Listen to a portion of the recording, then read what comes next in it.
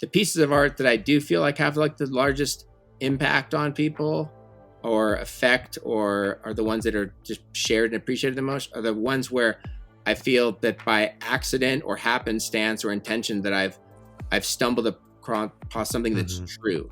It's like the pursuit of truth is what art is about. Like when I do LSD and I go out in nature, I'm not going out there because I want to see trippy fractal patterns. I want to understand the truth of the biology of this tree. I want to see the fractal mathematical patterns that are coming off it. I want to see reality unfiltered. And I think one of the high goals of an artist is to take that unfiltered reality and to transcribe that and fuse it into some type of medium that is shareable to other people to experience that truth. Welcome back to the Mind Meld, Wonder Dippers, and I could not be more frothingly excited to come to you with this one because we have visionary art legend Android Jones back on the show. I've been a fan of this man's work for such a long time. He is totally singular in his style, in his talents. Many have tried to copy him over the years. He's absolutely influenced the entire space. And what a novel time to have this man back in the Mind Meld with everything going on in AI art, the psychedelic revolution or renaissance or whatever you want to call it. Of course, we do get into those topics and many, many more. And let me tell you, the man has some strong thoughts, some very strong thoughts on this whole AI art evolution that we're experiencing. But anyway, let's keep it brief. For all on the great Android Jones, the links are in the description. Same for Third Eye Drops, though I will tell you, it would truly soothe my Wonder Whiskers if you would consider supporting the show at patreon.com/Third Eye Drops. We have a beautiful community of like-minded Wonder Dippers over there. We're doing Wonder Gym hangs. You get rewards. We're doing a book club. And do tickle those algorithms for me with a like, a sub, etc. And with that, my friends, let us pass through the portal with the wise, wonderful, whimsical Android Jones. So glad to have you back, man. Great. Guest number one. Number one. I was yeah. I just checked on your podcast app before. I'm like, man, which numbers do I have on? I was like, yeah, I was kind of surprised. I remembered it being significant. I'm like, wow, I was the first guest on this show. How yeah, cool. man. Congratulations for keeping it going, man. Thank you. Not an easy task. No, it's not. And honestly, in hindsight, I don't really know how I've managed to be so consistent because it definitely puts forth an air of consistency that I don't feel like I have in other areas of my life. But yeah, somehow I've kept this going. And it was definitely by design to have you as guest number one because, you know, one of the semi made up words that I throw around all the time is technodelic. And I feel like I don't say it as much anymore, but you're like the first person that pops in my mind when I think of that phrase. Like, you know, this harmony of the realm of mystery and concrete empirical here-ness that is technology somehow coalescing together into something we can all experience in consensus reality. And you are like one of the primary conduits of that on this planet. So you've always been a really significant figure to me in that way. Oh, thanks. That's very flattering. Do you see yourself as that? I mean, I know you're kind of like at least I view you as a sort of artistic missionary in a kind of way. I imagine you kind of view yourself as that too.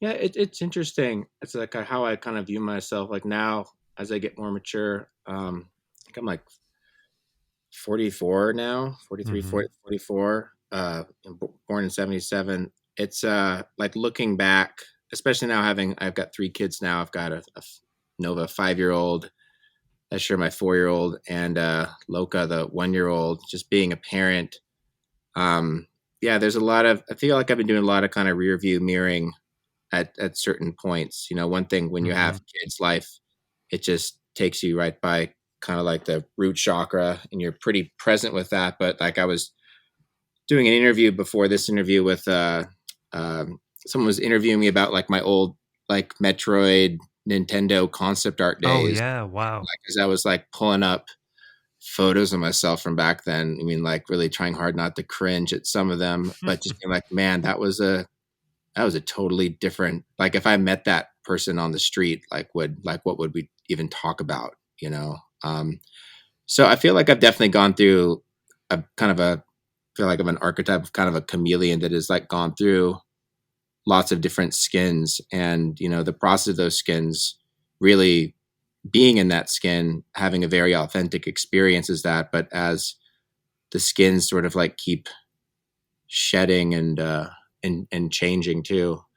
And yeah, I feel like technodelic is still a pretty apt description of kind of where I'm at. With the kids, I definitely have sort of fewer opportunities. I'm there was definitely a time where the technodelic blood was pulsing, um, with great great bursts and strides and consistency.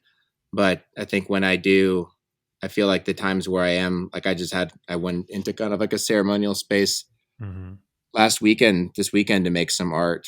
I have to do a lot more to do that. Like the kids have to be like either out of town or in a hotel, and there's Sure. a lot more like mechanisms behind that. As before, I was like just living in a solar powered like art military truck, and I could just do whatever I wanted. So, um, but yeah, I feel like even though there's maybe fewer glimpses I have of that technodelic space. Whenever I enter back into it, it's like it is sort of like it feels almost like an eternal space that I'd never left. Hmm. I get Hmm. back Hmm.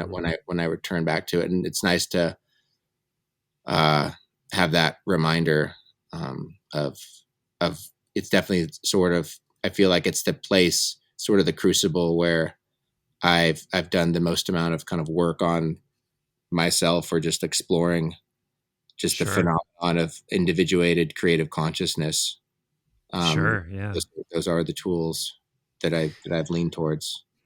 Yeah, and it makes sense too that, that's who you are, this whatever words you want to use, this like this technodelic missionary from the outside looking in. That's who you appear to be, but of course we don't see the private moments. We don't see how you're changing on the inside.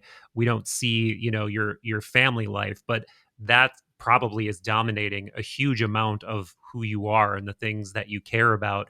And I think that's like an important thing to think about in general, is that all of these people that we admire in whatever medium, like that's just a tiny, tiny slice of who they are. And it's definitely not like the a real depiction of their reality. Yeah, And I think like there's a lot of reasons why we get so hyper obsessed with that to a point of almost idolization. I mean, with someone like you who's so artistically, um for lack of a better word, worshipped. Like anybody in the visionary, art scene knows who you are and like admires your work. And I think that that tendency to idolize that aspect of a person, in some ways it's good for them, right? It's good for your career, it's good for like, you professionally maybe, but it's not the best, I don't think, for the audience's psychology necessarily. It kind of um makes them put people on a pedestal, gives them this unrealistic view of who a person is, maybe makes them in some cases feel worse about themselves if it's like social media or whatever. yeah, But yeah, yeah. go I mean, go again, ahead. from my perspective, it's my goal from that, or I do feel that like the any like pursuit of fame and attention for itself is, I think it's just got diminishing returns for its Mhm. ROI on like your human consciousness. But I think in general, like when the things that I do, um, the experience of being a human that makes art is the pursuit of that experience is probably one of the things I've been the most passionate about my whole life. And it's the public expression of that is like I'm just trying to be a torch that runs through and catch whoever and whatever wants to be set on fire with that. And Mm. kind of maybe to like, not, I want to say like in a Promethean vibe, I Yeah. guess. It's just like, I see that as that being able to share that kind of energy and to spark other people's imagination and to share that is probably the only like validating aspect of having a public notoriety and Hmm. that Hmm. moment, and it is a thing, and it is kind of challenging, and sometimes it's challenging. People have a perception of who they might think you are, and so there's sometimes when I meet someone for the first time, there's the friction of them meeting me and versus the perception of who they think I am or Hmm. am not. But that's just Yeah. it's just part of being like a person and a human. But Hmm. yeah. Yeah, dude. On that note, I'm sure you meet a lot of young artists and a lot of or just young creative people in general. And the landscape of what it means to be a creative person, especially a professionally creative person, which I think is, at least in the back of most creative people's minds, the goal. Like, oh, if I could only do this creative thing I love doing that feeds my soul for a living. But what that means has been rapidly changing for a number of years now, almost to a point where it's like you almost can't choose the game. Like you almost have to look at what the game is and commit to playing that game. Like, you know, Yeah. like social media is a great example. Like it doesn't really matter if the kind of content you want to post is not being picked up by the algorithm. Like you can sit there and you can be mad about the fact that Instagram wants you to post reels, but that's what it wants you to do. It's like here's the game you have to play if you want to be successful. And that's Yeah. and it can be creatively stifling or it can be empowering, I guess, depending on the way you play the hand you're dealt. But the question in here, I guess, is do you have advice for like young creatives who are trying to figure it out now? Like what would you tell like a younger version of yourself trying to figure things out, like before the following, before the success, all of that stuff? A younger version of myself, like if I was to talk to myself back in time, or a contemporary version of myself, like Yeah, both might be fun. Both might be well, fun, but I guess they'd the latter. I guess the they'd latter be though. completely different. I think they'd be completely different answers. The version of me, I feel like I'm very grateful for exactly like every molecule in my life, and so if I feel like if I had an opportunity to go back to a past version of me, I would I'd be afraid that I would mess something up by giving him Mm, any advice at all. And so I think I just want to keep that as it is. But if I were, yeah, it's a good question. I mean, the answer that I'd give to any advice to um, a younger artist right now, like the answer I would say today is honestly would be probably wildly different from an answer that I might have given you like 2 months ago.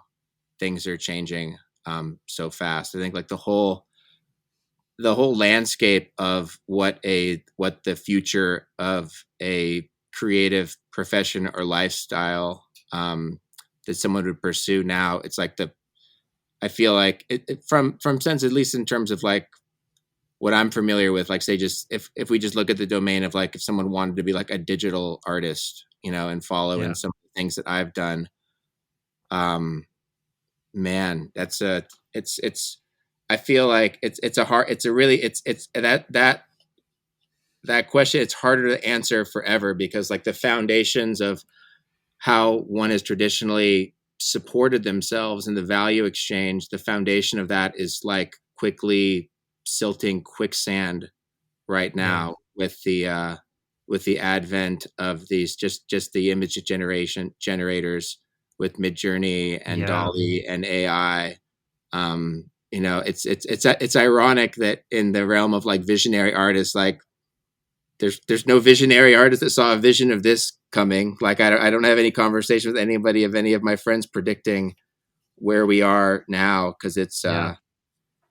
yeah, it's really it's definitely, I think, the idea the ideas and thinking about what the future is going to be has definitely probably since a few weeks before Burning Man. I mean, I always think about these things, but it really, I think a lot of my mind became a lot more focused on it probably the 2 weeks sort of leading up to Burning Man, then during the burn, and kind of ever since it's been it's been like probably like my most mentally viewed topic that I've been kind of looking into and researching. I had a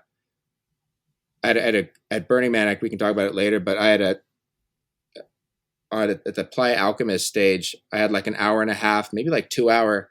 They set up a conversation between me and Sam Altman, who's the CEO of DALL-E, Oh wow. and we got to like kind of hash it out in front of a couple hundred people. And yeah, I'll send you the audio recording of that. I think they're releasing that soon. That was pretty wild. Um, yeah, some highlights of that are I started it off just letting him know that I've I was entertaining fantasies like if I could stop what's happening with image generation right now, if it was as simple as going back in time and maybe strangling. I think I might have mentioned that I've entertained the idea of strangling him in the past, like Terminator style. If that would guarantee that none of this would be happening to preserve art as we know it, I would consider sacrificing my life for the cause and ending his. It was, in jest, but yeah, it's wild It times that really we're is, man. living in right Well, now. it brings to focus like what is the value in the art itself? Because clearly, if it's an image that people enjoy looking at, sorry, like the ship has sailed. It's out of Pandora's box. Yeah, AI it's make done. incredible looking shit now, and Yeah, it surprises me too, man, because I'm always like, yeah, someday it will be able to do this. Someday, all of these things on the horizon that you imagine happening will happen, and they all of a sudden go from like a trickle to a cataclysmic hole in the dam where it's like, holy shit, we're here already. And the here that we're at is amazing looking art that anyone with an internet connection can just instantly summon. And it may not be exactly what's in your mind's eye. It may not be, exactly what you had in mind, but it makes incredible looking shit. So then the question is, what really was the value to begin with? And I think this circles back too into the question about what would you tell a young artist? I mean, for me, if anyone cares, my answer is what's actually valuable is the authentic thing inside of you that you can say through whatever medium. And that's never something that an AI will be able to do because an AI doesn't have a core self that we know of yet, yeah, and that to me is what is at the core of a successful quote unquote brand or a successful like piece of art or podcast or whatever. It's like, yes, there's the technical know-how, yes, you need to make things that people care about and has some level of acumen, but at the heart of it, people are looking for connection, people are looking for something within themselves, a spark, and if you can provide that for people, it doesn't really matter what AI can do, you know at least that's my 2 cents on it. yeah, no, that's good. I guess, yeah, like hearing you say that too. I think like so. If you were to ask me this, if we had scheduled an interview like 6 months ago, like before any of this came about, I think like my answer, I think and a consistent answer that I've came to and I would give is I feel that when it comes to the creation of art or the value of art, I think it's the simplest way I can really boil it down is that it's really all about the experience. I think Mm, any value that art has is directly related to the experience that it gives the viewer, what they're able to see in that, how that reflects something about themselves, if they can see like a truth. And I feel for myself, I feel that what makes the art that I've created, I feel like what people are connecting with, what I like, I mean, romantically, what I like to think people are connecting with is what I connect with, which is the experience of making the art. And, as long as you can come up with whatever type of art you're making, as long as you can create as your technique is something that experience, that the experience is even more valuable than whatever the end result is. I feel that that's the best. That's what's worked for me, is um, where the pursuit of being in the moment, of the just exploring yourself and that in the creative process. um, the if the product that you're creating is just the residue that's left behind Hmm. because your focus is on the experience of that, that's I think that's some of the best sort of like advice I can give towards finding happiness there. Yeah. I know a lot of artists that sometimes, and some younger artists, like they really struggle making art and trying. Is like, if it's hard, if you're struggle, if the experience of trying to get better and practice feels like exercise or a struggle, then you might have you might want to reconsider like the career path. But I think it Mm. does come to that, and I feel that we're at a place where like that experience maybe is fundamentally changing the nature, the mechanics of that experience. If the experience of the articulation of metadata and coming up with prompts and seeing the results of those prompts, like if you love that, if that's an experience that you really love and you're really finding a lot of value out of, then great. And that could be that could be a track to follow.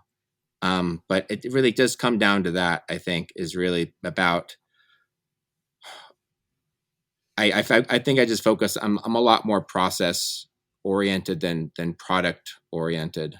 Ah, Um, yes, yes. This is an important point, man. This is a really important point because I think the pinnacle of any form of self expression is that right there.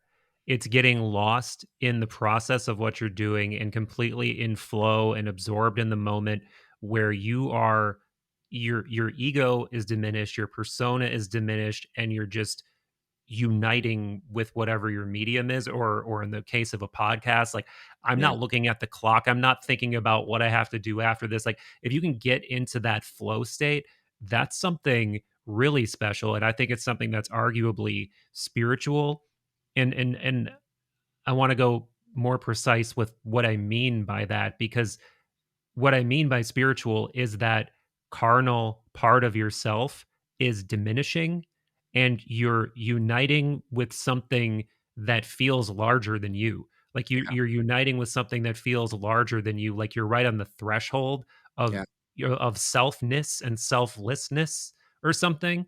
And I think, yeah, I do think that that has to be one of the core pieces of what you're looking for when it comes to artistic expression.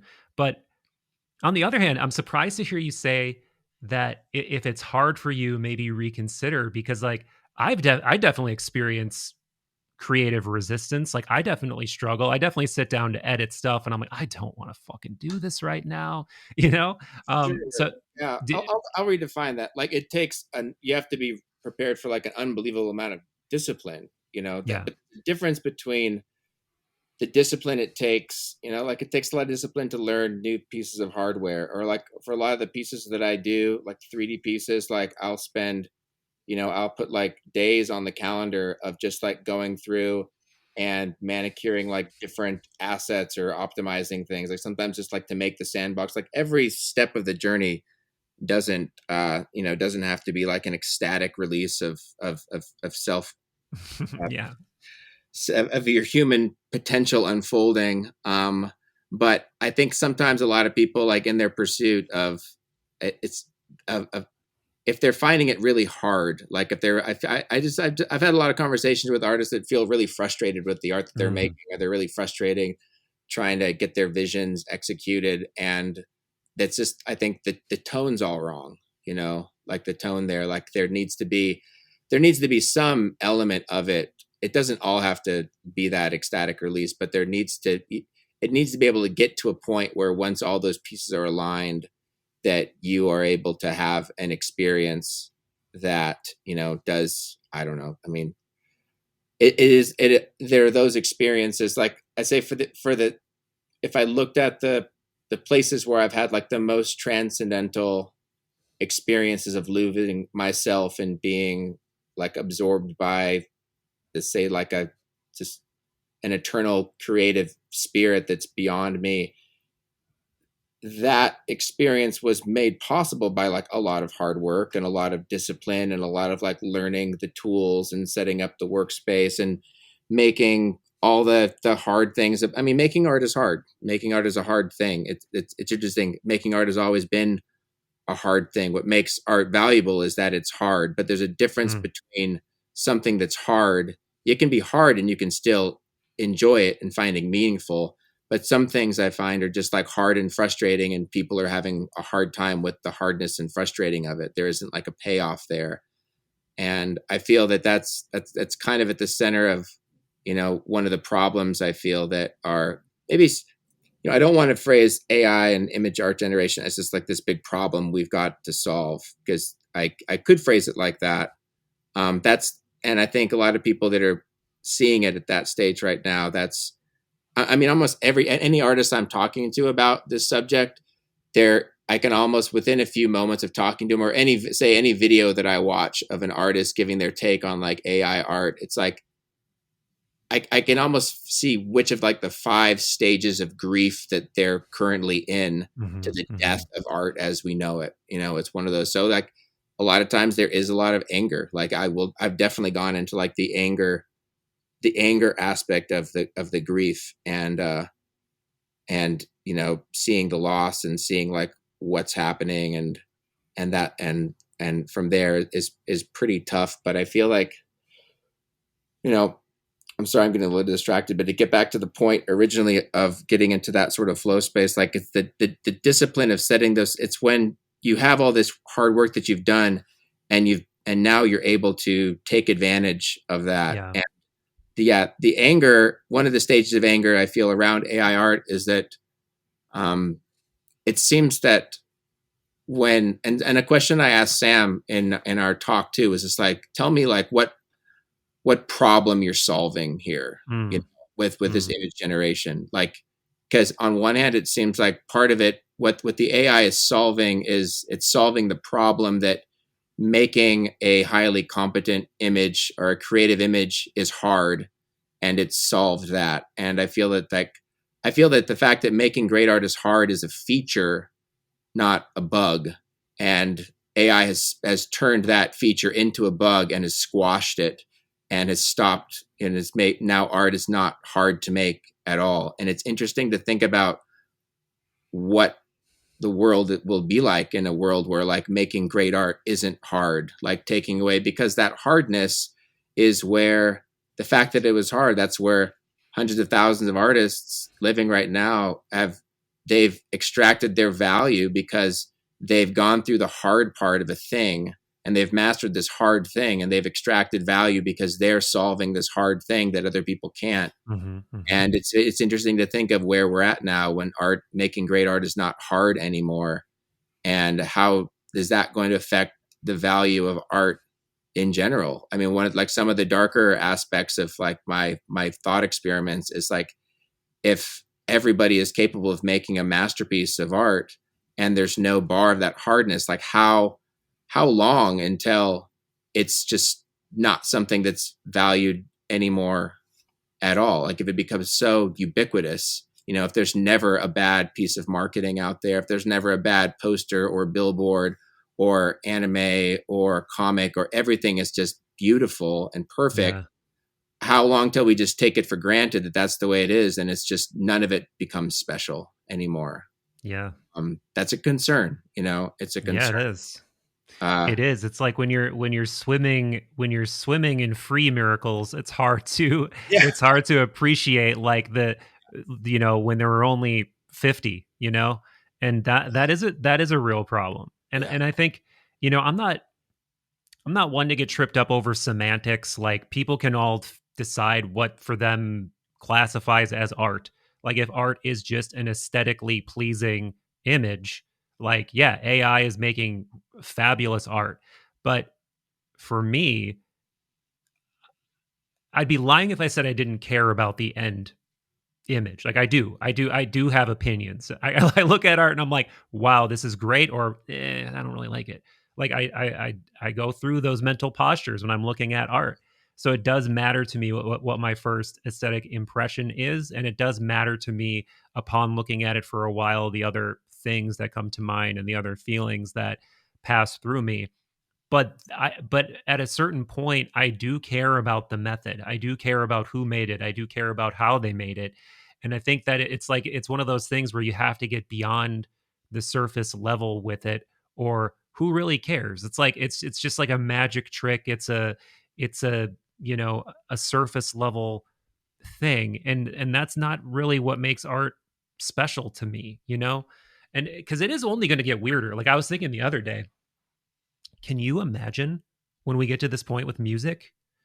Like when you can say, like, name a band, like Polyphia or something, just because I was listening to them before. Oh, I bet they're cool. I started listening. Yeah, yeah, yeah, yeah. So Dude, I, you know, imagine if you could just type in early Polyphia, but heavier, and you know, only shredding like all the time or something, and then it spits that out. Like that's going to get so weird. And tell me we're not going to get to that point. Like maybe it won't be for 5 years, six but it's months, coming. Yeah, 7 months. right. Yeah, yeah. I If mean, I'm if I you're only at the mercy of when someone chooses to take all of Plurfia's uh, data and make that and make a neural net out of that, or make that. I mean, it's so the interesting thing. You one point I just to get back to, you make a really good point there.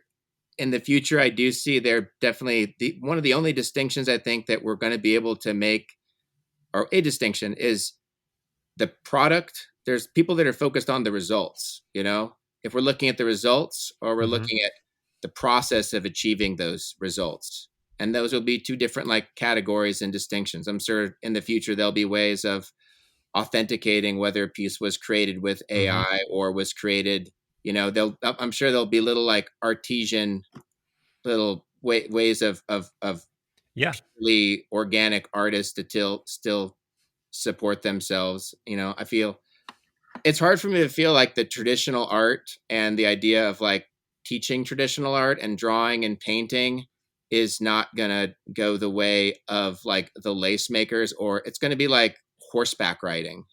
The incentive for Wow. learning how to draw or paint is gonna be like teaching a horse how to dance. People still do that, you Yeah. know. Not a lot of people do that, and there's not a lot of incentive to learn how to ride a horse other than the enjoyment of connecting with that animal. um, you know any like monetary incentive for drawing and painting, I have a hard time. I That wouldn't be a lot of the advice I'd be giving young people right now as far as a path. And it's really heartbreaking to even hear me say that. I see my children, like Nova loves to draw and paint right now, and it's great. And I will do my best as a father to encourage that. I feel like the physical mechanisms of interfacing with like paint and pigment and drawing and Mhm. expressing yourself, I think it's a very human thing. I think it's a really valuable thing. And it's interesting though. I mean, I could see drawing and painting still being something that's valuable at like a young level, but like once you get to like the 11 or 12 or get into there, like if I didn't have some like, there's a certain point where we've realized that we do, since we are in a scarcity, until we break into some post scarcity society, um, I'm going to taper most of my predictions to us still being in a scarcity society, unfortunately. The incentive, I think it's really important to understand incentives. Like when we take away all like the flowery float, the spiritual release of connecting with like the overmind and a creative moment of like orgasmic epiphany is one thing. And there's the nuts and bolts of how we're incentivized to get to that point. Like I would never have the opportunity to have those moments of creative flow and expression and these transcendental moments of experiencing like a galactic creativity if I didn't have the incentives of learning how Mhm. to draw and how to paint and drawing portraits and practicing and going to school. Like if there wasn't a job, like when I was 13, when someone asked, what do you want to do when you grow up? like if there isn't an astronaut anymore, no one's going to want to be an astronaut. If there's not, like for me, there's like I could have been a comic book artist. I could have gone into special effects. I could have made graphic novels. I could do. There's all these art things to do like that. It's really important to understand like the incentive of having that carrot out there. And if you live in a world where there's no more incentive, the idea of like the machinations of like physically drawing or painting an image for another person as a profession, as that goes extinct, it's going to be harder and harder to incentivize people to want to spend the time to learn that skill or craft. I mean, I feel like saying that this is like the death of skill and craft and the trade of art as we know it is not really overselling where we are. Wow. I think it's kind of it could be like a slow rolling decay at first, but what's interesting, what's fascinating and terrifying about I think where we stand currently is that we're right at the edge. I mean, what we're seeing just in image generation and Mid Journey and Dolly, that's like I described it. It's like the snowflake of the tip of the iceberg of Yeah. this exponential technology. Like, not only is it only getting better and faster, we're at this acceleration curve, and as say is just image generation is at this curve, and the diffusion models at the curve. There's more technology that's joining and like interweaving with that curve where we're at images now. We're already at music. That's already been established. We're going to be there with I think 3D models is what I haven't seen yet, like with my own eyes, but I know that it's being worked on. I know it's only a matter of time before a prompt will be able to get you high resolution, like 3-dimensional models of things. Yeah. Obviously, it'll be textured. We're getting animation. We're already getting stories. I mean, basically like all of the juice of the entire creative, like human creative pipeline is going to be coming together in a way that it's coming together so fast and with so many ways. The ways it's the way that these things merge together that are the most interesting and disturbing, because any of your prediction models disappear at that point. It's like your Yeah. battle plan like ends at the first gunshot. And from the experience I had, like speaking with Sam Altman, brilliant individual, one of the smartest guys I've had the pleasure of like having a conversation with in a long time. There's no clear, powerful vision of the future that he has of where this is going. Because That's kind of funny to think about. yeah, Yeah. because I mean, I asked him, I clearly asked him like, hey, because nobody can predict where it's going. It's impossible. Even any of my predictions, these are just speculations. Like don't buy stocks based off what I'm saying here, because it's really impossible for any human to really be able to predict where we are, because there's so many exponential variables that are all coming together. What I feel confident to predict is that I feel that things are going to be happening at such a frenetic pace, so fast. I feel that there will be sort of like almost like superpowers, like imbued to us that I don't feel that we're ready for yet. Yeah. Or Some people will be we ready won't for it. value. Yeah. In general, like I feel like it's the kind of, I feel technology has always outpaced like our morality. Oh Um, yeah.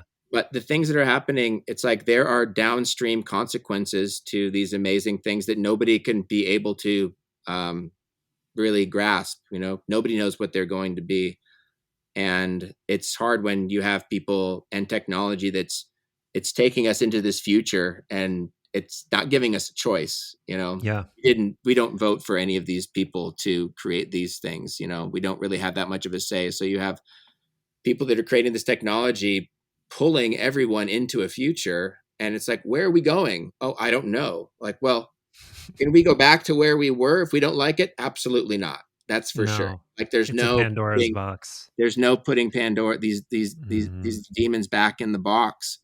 And that's the part that's kind of the most terrifying about it, is knowing that the people that are behind this, that there isn't really a powerful vision of the future that we're working towards. I mean, we're This going to is how cure, we know. we're going to cure cancer. And if you don't want if you don't want AI art to take over, then you want your grandma to die of cancer? Is that what you're telling me right now? You don't want these things to happen? Yeah,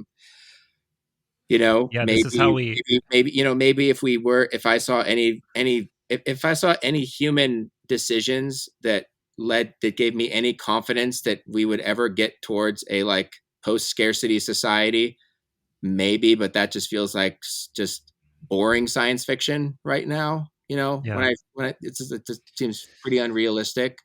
But those are sort of like those are the two things. Well, do you want to kill cancer, or let's live in a post scarcity society? Those are the only this post scarcity society is because it would be, I understand that standpoint, and I want to, I'm gonna you're gonna probably see me jumping around a lot on in with this topic because I even find for myself like my ideas vacillate so quickly between I feel like I've gone through all the stages of grief around the death of art, but I'm continuously like re-emerging into different stages and exploring them like with more depth, like the bartering. Yeah. You know, I definitely have moments of like totally acceptance, the denial, the anger. It kind of goes through all these different places, and so you'll hear me.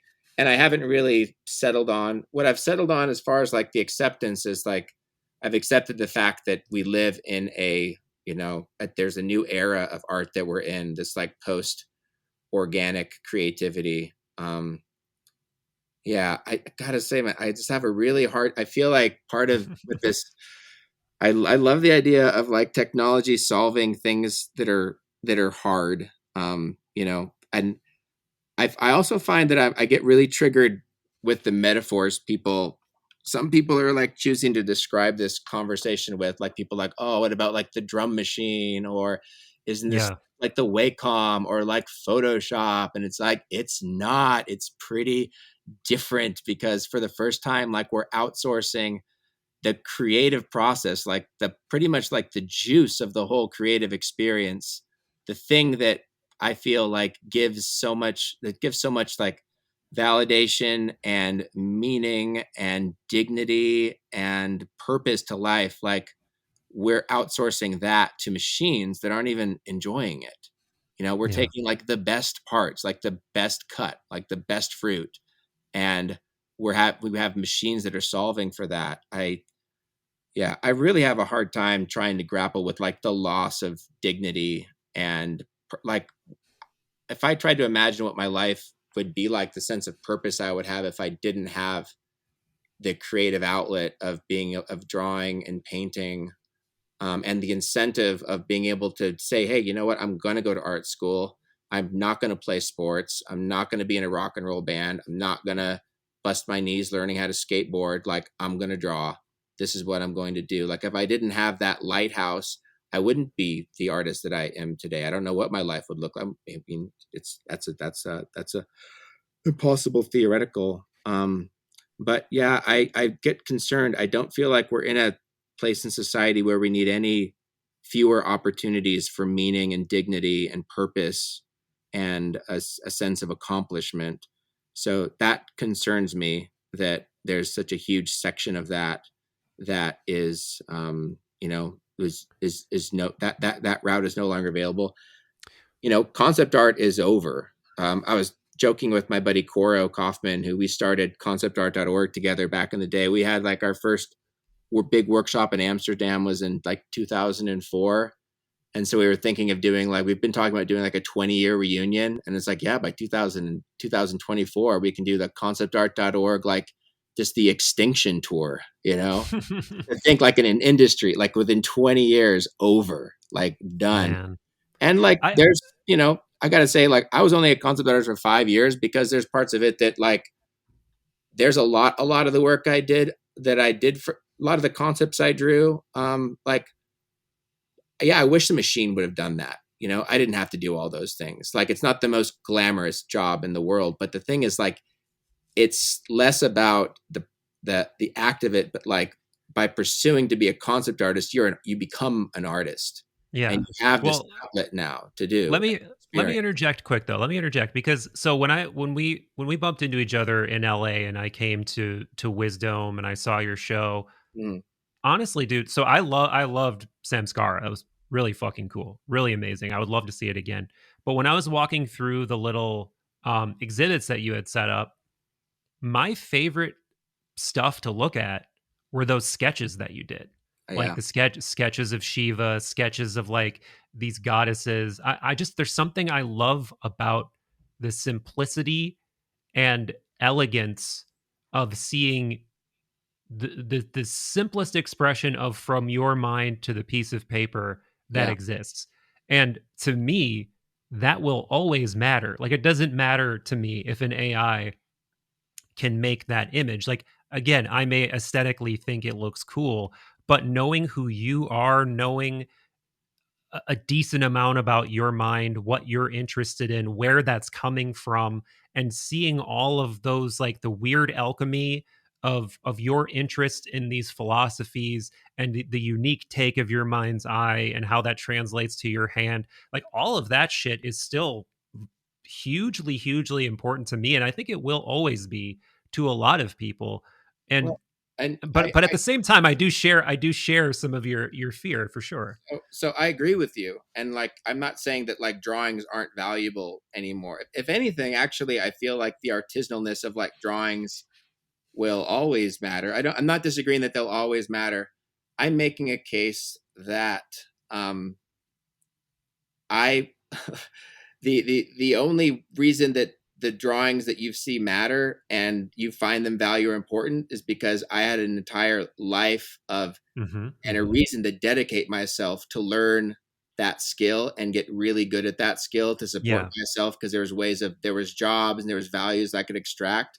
I'm saying in 20 years, the idea that we're going to still have people that are drawing that well is unlikely. So you're saying the value proposition of even developing that skill is being eroded because Exactly.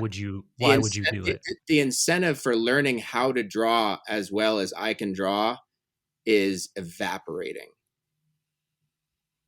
I The see what you're argument that saying. I could give someone that that's what they need to do, they should focus on traditional art skills and a traditional background of drawing and painting. I can't, I seeing where we are right now and looking into the future. I think that would be a um, Can, irresponsible advice. can I give you a challenging question perhaps? Oh yeah, why not? What about it excites you, if anything? Like, can Oh, you the AI art. see, yeah, can you see Oh, good. yourself like But as Android Jones being like, how can I use this tool oh, you to have well, create yeah, worlds? you have to. Like I said, I'm not going to be a luddite that destroys like the lace making machines. You know, like that's Right. that's romantic to think of, but no, there's an acceptance. Like there's a way, and I think there's a way of working with it. And there's an authentic. What I've been thinking a lot is like how do I authentically work with it? You know, because there is, you know, unless someone does show me a time machine, I can't go back in time and strangle any of these guys. So I have to give up on that fantasy. So where do we go from here? Oh, there's lots of crazy places we go from here too, Michael. You know, like I'm playing like my sad violin of like the death of art and craft and all these things. And I also have to realize that like where I see this from, I could there's like the little human me bias I have and the friends that I have that are being displaced. And, you know, there's it's kind of expressing to Sam too. I'm like, just like well, right now, like I am like I just want to channel like the despair that's happening around the world with artists, you know, like watching their dreams are on fire, you know, and they're not getting put out by anything. Like there's that's like this anger stage, and it comes out and every once in a while it sneaks up on me too, where I feel really angry and upset about it. And sometimes that anger leads to the the more cynical and kind of like fearful predictions. But like if we want to blue sky it too at the same time, the more I can get out of like my the own bias and what effect it's going to have on like me as an individual or my family or my children, um, for this just for the sake of novelty, it's unbelievable like the possibilities Hmm. that will happen right now. Like the things that so what I'm most interested in, and it's that I think are like the most interesting thought experiments, because part of in some of if we address like it's like all the different stages, there's a lot of people that are stuck in a I'd call it like the bartering stage. I've seen a Yeah. lot of bartering arguments, like, well, a machine, it's not really alive, like it's not going Yeah. to be able to communicate the experiences of what it means to be a human being, right? Like we'll always have that, and that's a fun one. Where I'm That's pretty excited. much where I am, I think. I think Okay, I'm in that one. let Yeah. me maybe let me expand that your attachment to that idea.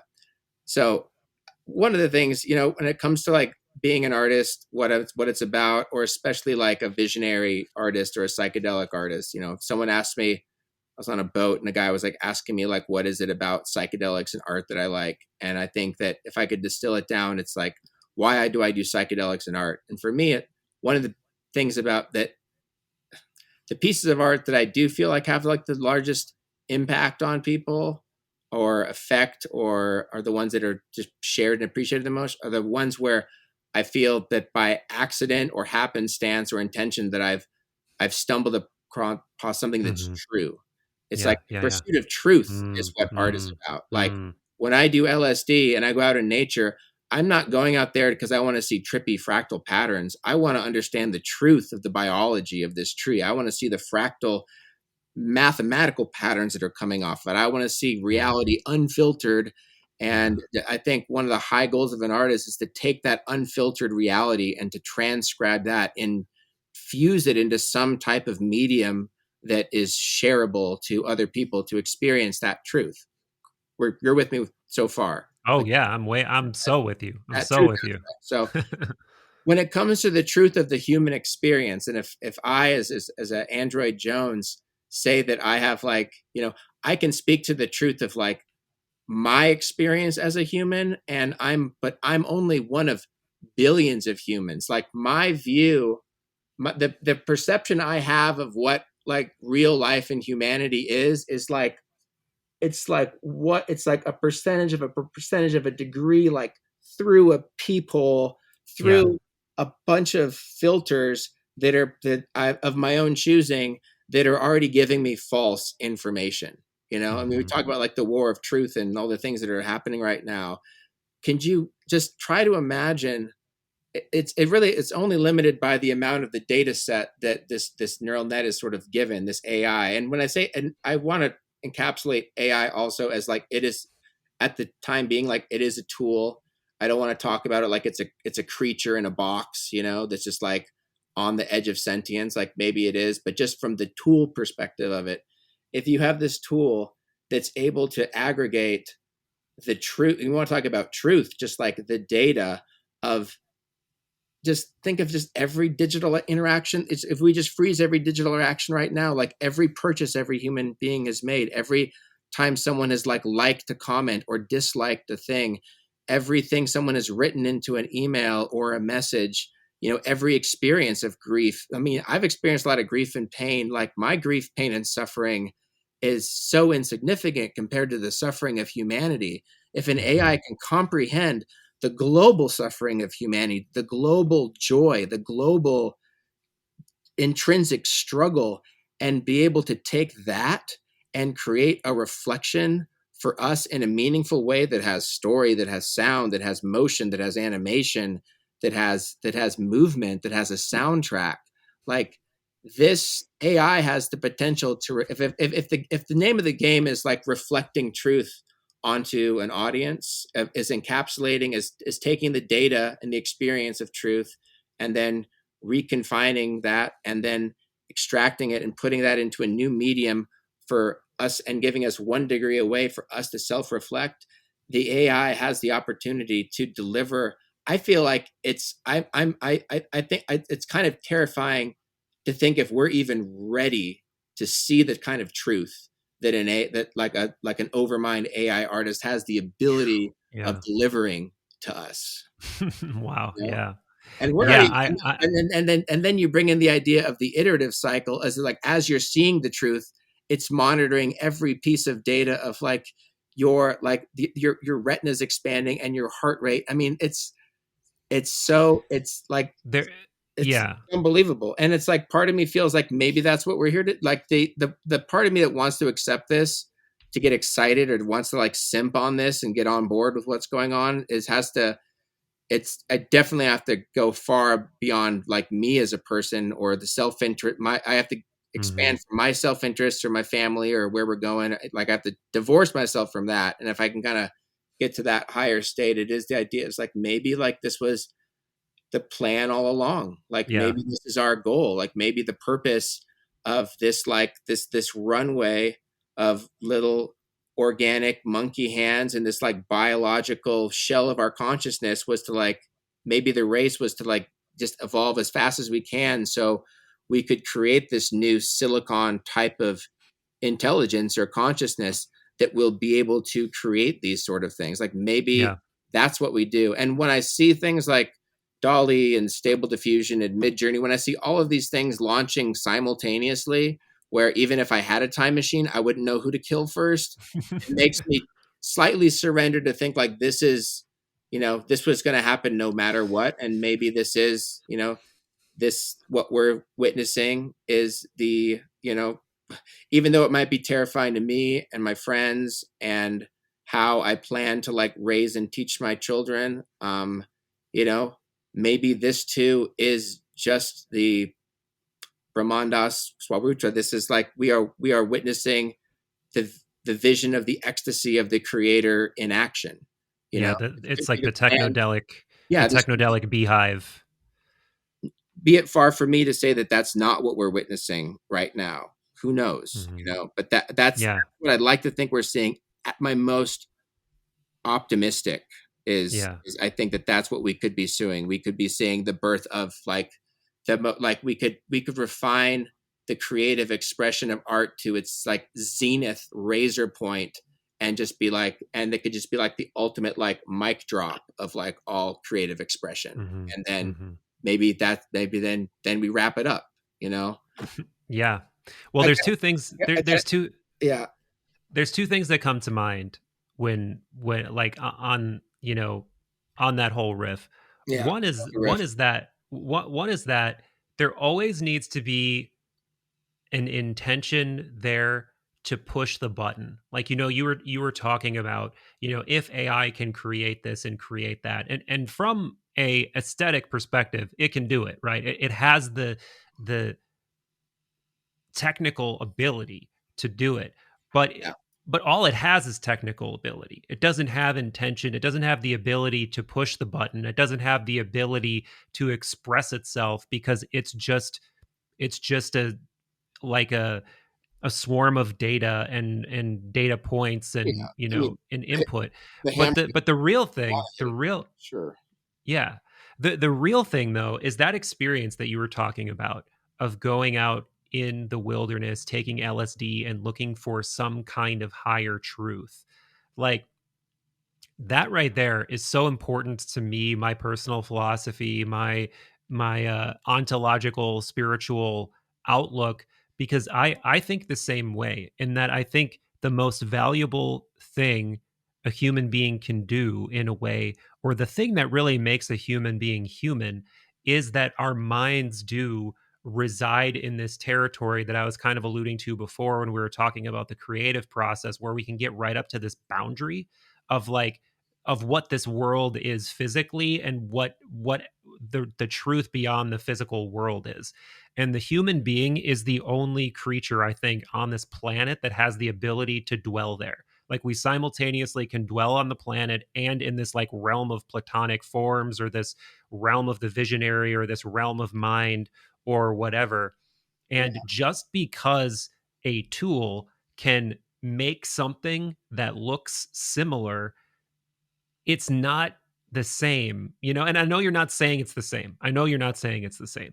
But I yeah, think that maybe the thing that we're underestimating with our fears is that people understand that, and people will continue to value that kind of awe-inspiring truth that they know came right from another human mind, because that human mind touched that same mystery that they're at least experiencing unconsciously. And when they see an expression of that mystery, it lights something up in them, you know. It's And it's an interesting point you make too. I think it also kind of reminds me too, when I think of, if I was just giving like, not say like creative advice, but just say like career advice to someone, mhm.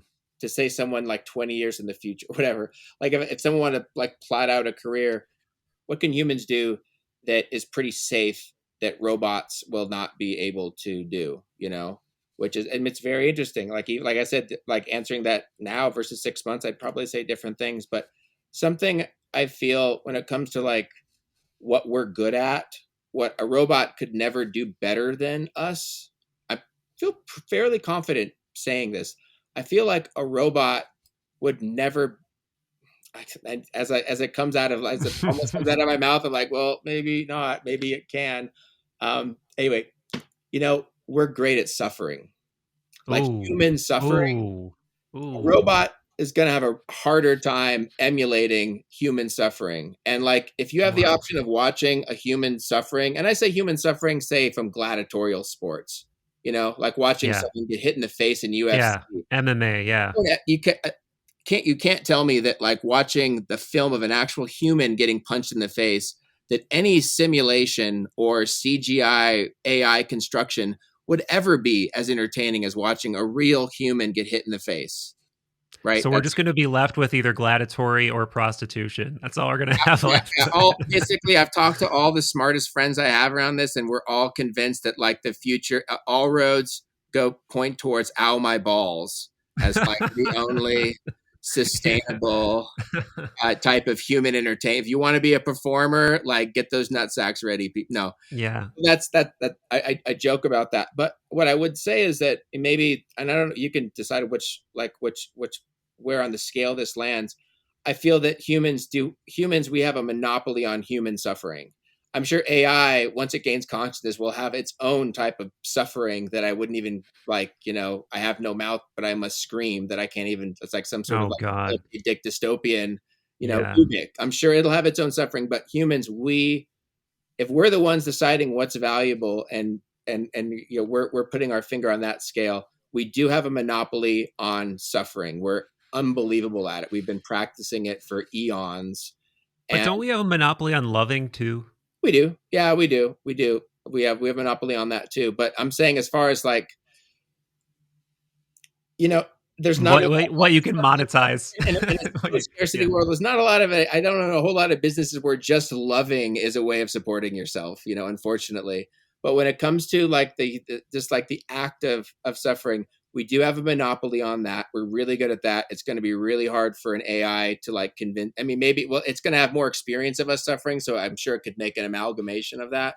But I feel when we start going back to the process of things, this gets back into the root of like why art is hard too.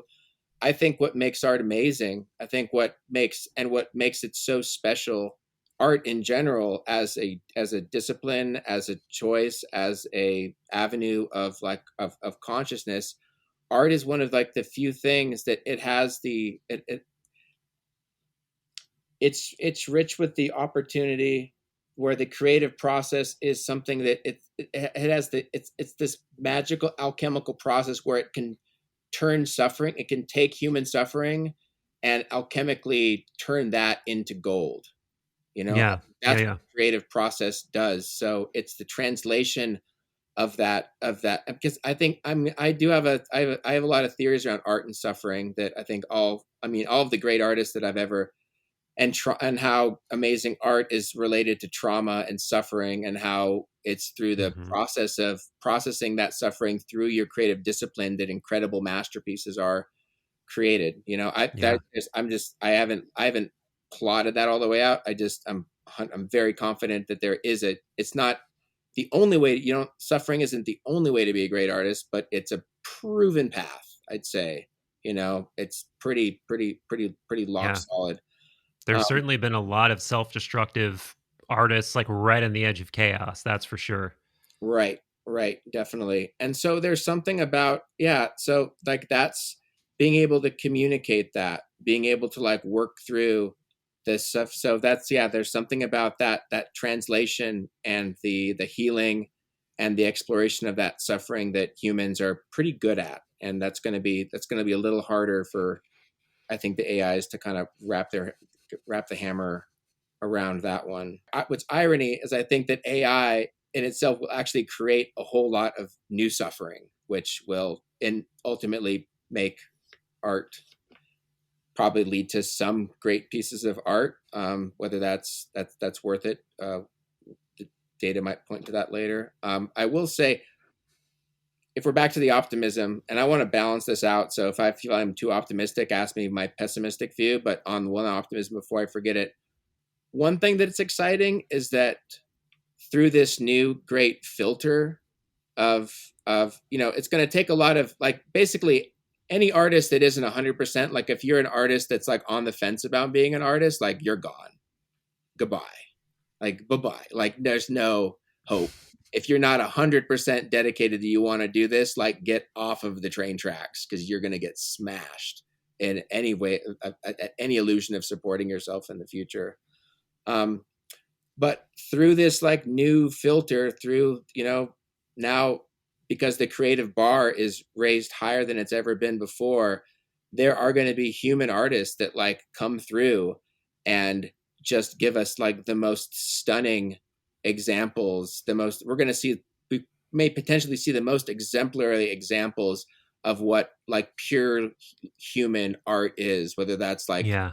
voice or performance of the guitar or something. Like it's going to distill through like this new sort of like avenue from art is under basically technology. People, you want to call them Silicon Valley, I don't want to, whatever name you want to give like the them of these people, these very brilliant, clever people that have created these things. We have meddled with the primal forces of human beings' relationship with creativity in a way that we'll never be able to unmeddle. Like that's happened right now. That's a super significant thing. And we are going to see amazing things emerge that we've never seen before because of that. It's not all doom and gloom, but man, it's just like, I see myself, like, even when I say that, I see myself kind of tilting like back into like part of the anger part of like, who like that people could just take it upon themselves to do that without having any investment and Yeah. or concern or predictive models about how this is going to impact people. Like that's terrifying. Like Yeah. that's Well, irresponsible. I remember not long ago, one of those more advanced AI algorithms was either making, I can't remember if it was deep fakes or writing or what it was doing, but it was doing it so well that they were like, we better not release this. But I think it's probably already out there or been surpassed by somebody else who didn't have that, who didn't have like that pause button in mind. It's like, what's the cliche saying that it's like, we were so concerned with if we could, we didn't stop and think if we should. Yeah. But like that's that in a way that could encapsulate the human Yeah. conquering Yeah. mind better than any other single phrase, because that's happened at every critical juncture, I think, for the better and for the worse. It's just like the Yeah. human mind can't help itself. It just can't help itself. But Yeah. let's It's that's where that, and I will say, I will admit that that's where like I think a lot of what my concern is rooted in is that precisely. Like I like going into like the overmind of like the ultimate creative art expression, AI, future, post scarcity. Like great, bring all that. Like let's at least like have a better vision of the future that we can all believe in.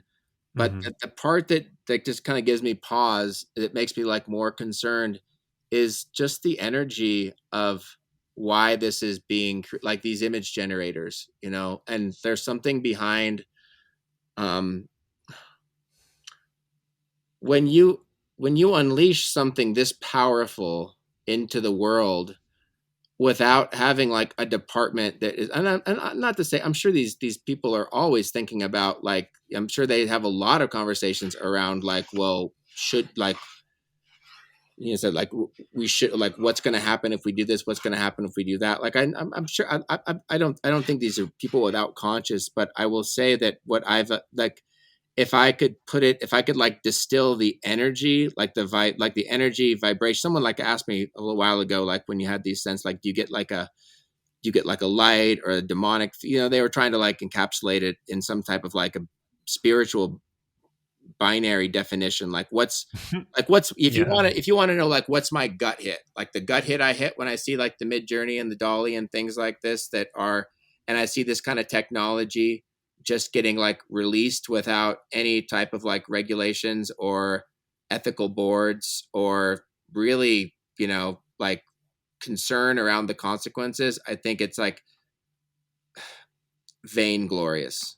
It's a vainglorious move. Like I I think, can see that. and I'm partial. I think the vainglorious is such an unbelievable, just descriptive term, and I'm always trying to find a good opportunity to use it. And this is the best opportunity.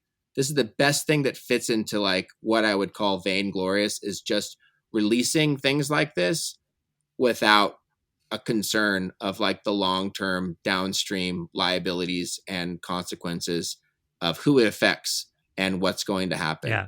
Yeah. It's like the nuclear bomb for creativity in a way. Yeah. You know what I mean? Because it's like it's the thing that it like nullifies all previous forms in a way because of ease of use, prowess, whatever. Like a nuclear. You think about what you can power with a nuclear power plant versus Yeah. coal. It's not. It's like orders of magnitude. And Yeah. in some ways, what you're talking about with AI image generation tools is the same thing. Well, It's like what I'm, you could spend. yeah. I was gonna say like because you could spend a month, and again, this is just looking at the technical part of it. Like you could spend a month on an image, and I could make 1,000 images in the amount of time it took you to create one. It's like so it is that powerful in a way. I It is. totally get it. No, and I totally get it. I feel like we're staring right down the barrel of like the mutually assured destruction of human imagination. Wow, You know? that's wild. Yeah, think about that. Well, Man. It's like, well. what incentive is Let's. there to imagine things if I can like, and it's interesting. I mean, we could talk about imagination. Like I don't have a visual imagination. That's something I've probably learned since our first podcast. Some people have really high degrees visual imagination, but I would say no matter whatever kind of imagination you have, it's use it or lose it. Like our Wow. imagination only grows stronger the more incentivized we are to use it and develop it and cultivate it. And if we live in a world where if I want to see what like a rainbow sprinkled ice dragon spitting fire like looks like, I don't have to, and I don't have to cycle I don't have to spin one gear inside of my head to visualize the form or the structure or the 3 dimension or the reality. I just set that into like now we're typing it into prompts. Mm. Soon it's just going to be, we're just going to speak it. Yeah. All of this is leaving. All I have to do is say something. And in the time it takes for those syllables to exit my mouth, I've got like 20 photorealistic iterations of it. Yeah, it's like art. It's like GPS for art. Yeah. Prove me wrong. How is human imagination not going to suffer under those conditions? That's really interesting. I need to press pause and walk back a little bit though. Okay. You said you don't have a visual imagination. That really surprises me. Like I figured I figured yeah, and I don't either. Don't? Like the only like the only time I feel like I have that sharpness was and I guess we haven't talked since this, but I did like a 5 session Aya retreat in Peru in the end of 2019-ish, and there was a time in that where I had the sharpest mind's eye I've ever had. Like where it felt like I was in direct connection with a sort of Senex wise man archetype, and he was just like, okay, you went through all this pukey terrible underworld hell to get here. Like, here I am, what do you want? And I was just like, I don't know, but and like, but then everything I was thinking of, it was just like, here it is in perfect clarity, and I just felt like I don't even know what to do with these jewels right now. Oh Like gosh. I'm appreciating this, but I just feel totally unprepared to receive it in a way. But yeah, those are some of the only times that I can clearly remember feeling like lightning bolt of clarity, visual, boom, here it is.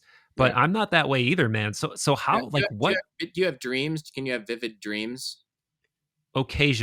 Occasionally, but I'm not a really vivid dreamer either. Yeah. Like, I mean, I have them, and sometimes I'll wake up in the middle of them, and I have an easier time recalling. But yeah, I'm not. I feel like my dreams are more abstract a lot of the time.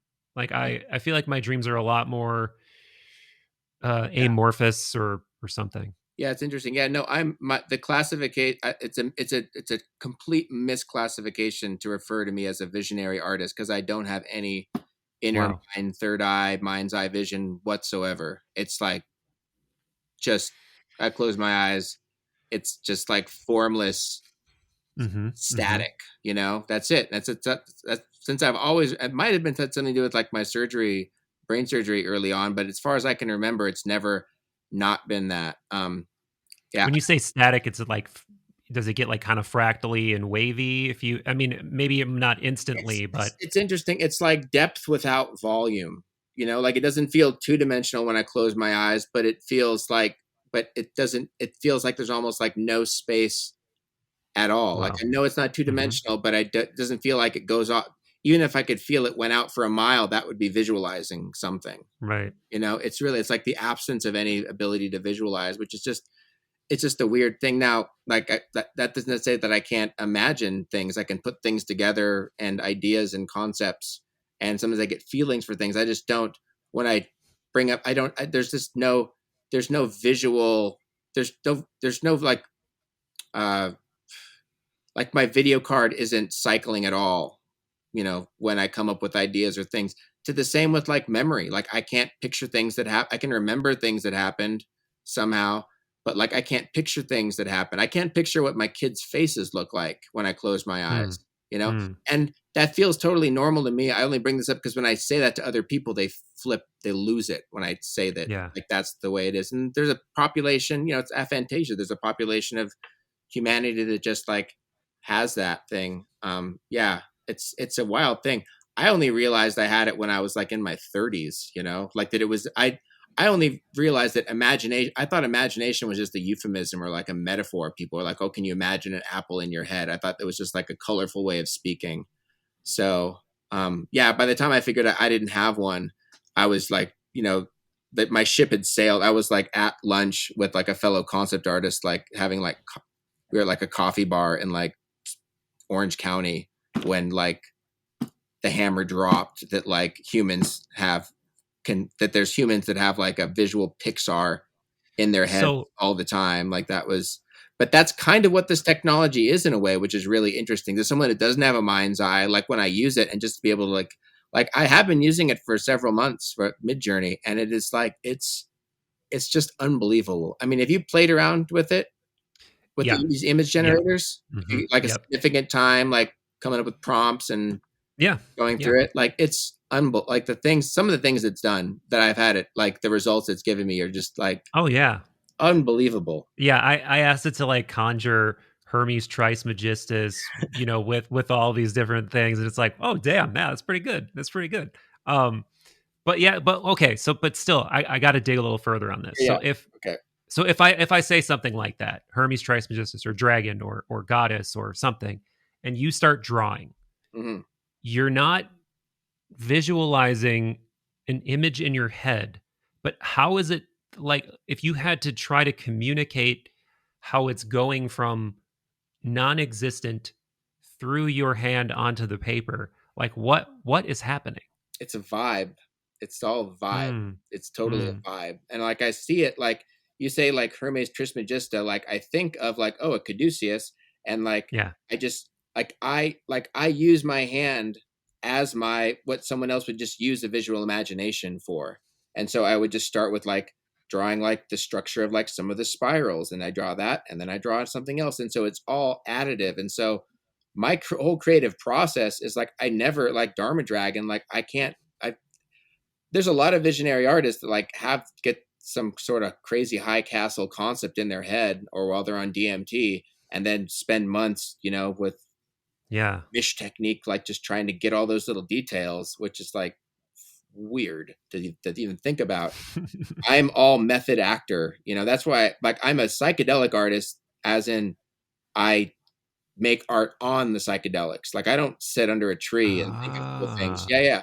Oh, so this you'll like this. It'll trip you out. So the genesis of me, like, I think what makes my story like slightly novel or interesting, not totally unconsciously. Like, it wasn't something I didn't like come up with a theory and like, oh, I'm going to work towards this.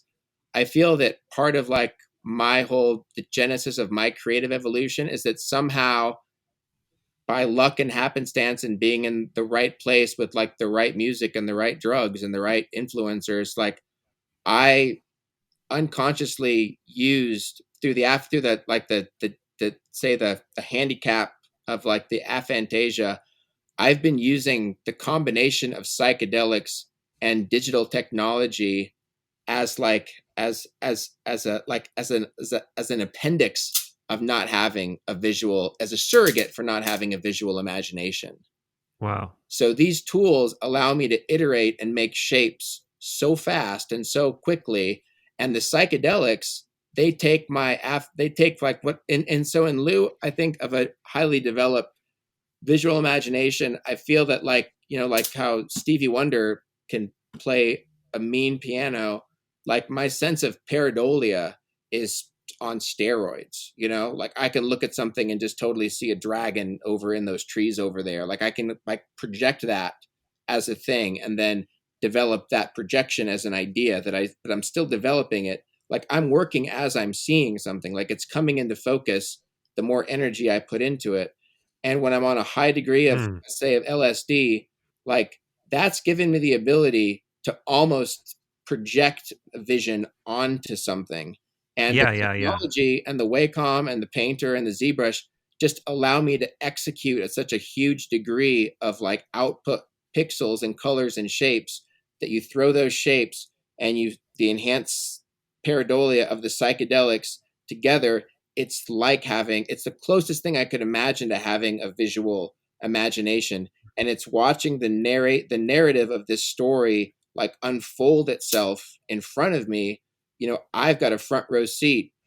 Like, Yeah, I get it. Yeah, I'm yeah. fan number one of seeing an image into focus, because as soon as it gets finished, I'm the first person that gets to see what it is finished. I'm not chasing the dragon of some vision I have of it. Like, that's I think that, and that when I talk about, that's the process. Like, that's what I love, is like how how just the narratives that start unfolding in front of you consciously and unconsciously, and parts of this painting start merging with that part, and a story starts to develop that are beyond what you ever set out to be. Like, that's one of the things I love most, and about being about my particular human experience, is that expression. And That's super interesting, man. yeah, I've but never heard you articulate that. I didn't know that's what your method is like. yeah, Is there like a point where it becomes disadvantageous? Like if you go too heavy with a dose, you're like, oops, nothing's gonna yeah, happen except well, for I'm gonna yeah. hang and like ride this out. So Or what's it's I'm just funny curious, like how we've never talked what's the about it. level? No, it's Yeah. interesting, like, because I just had this. I'm coming fresh off of having part of the experience this weekend. I was doing some 2CB, which is actually kind of a new one for me. I've never really. I've never tried it. Yeah, thumbs up. So far so good. 20 They grand. call it like a research chemical, right? Like It was it's one like of, I mean, similar to there's a LSD. reason it was one of Shulgin's favorites. Now, it's for where I'm at. I liked it because it's definitely more casual than the full commitment you make from LSD. But either way, like, the same sort of phenomenon happens. Like, Hmm. it's usually the same thing. I really have to psych myself up just to ever get it. I never approach LSD and art making casually or flippantly. And anytime I have, I've gotten like my consciousness like just served to me when I do that. Oh So yeah. I have Oh a yeah. ton of respect for these things. You never know which way they're going to go. There's no guarantees at all. So usually I Same. psych myself up, and I always, I'm going to drop it 8 p.m., which turns into 10 to midnight. Oh, I got to get this. Like, I'm always like making excuses why I can't like just go into the fold. But anyway, you get into the fold, And you get there, and there's things. I usually try to take a dose, and I start off with, my sober mind intact, and I try to just get all my things ready, like the whole runway.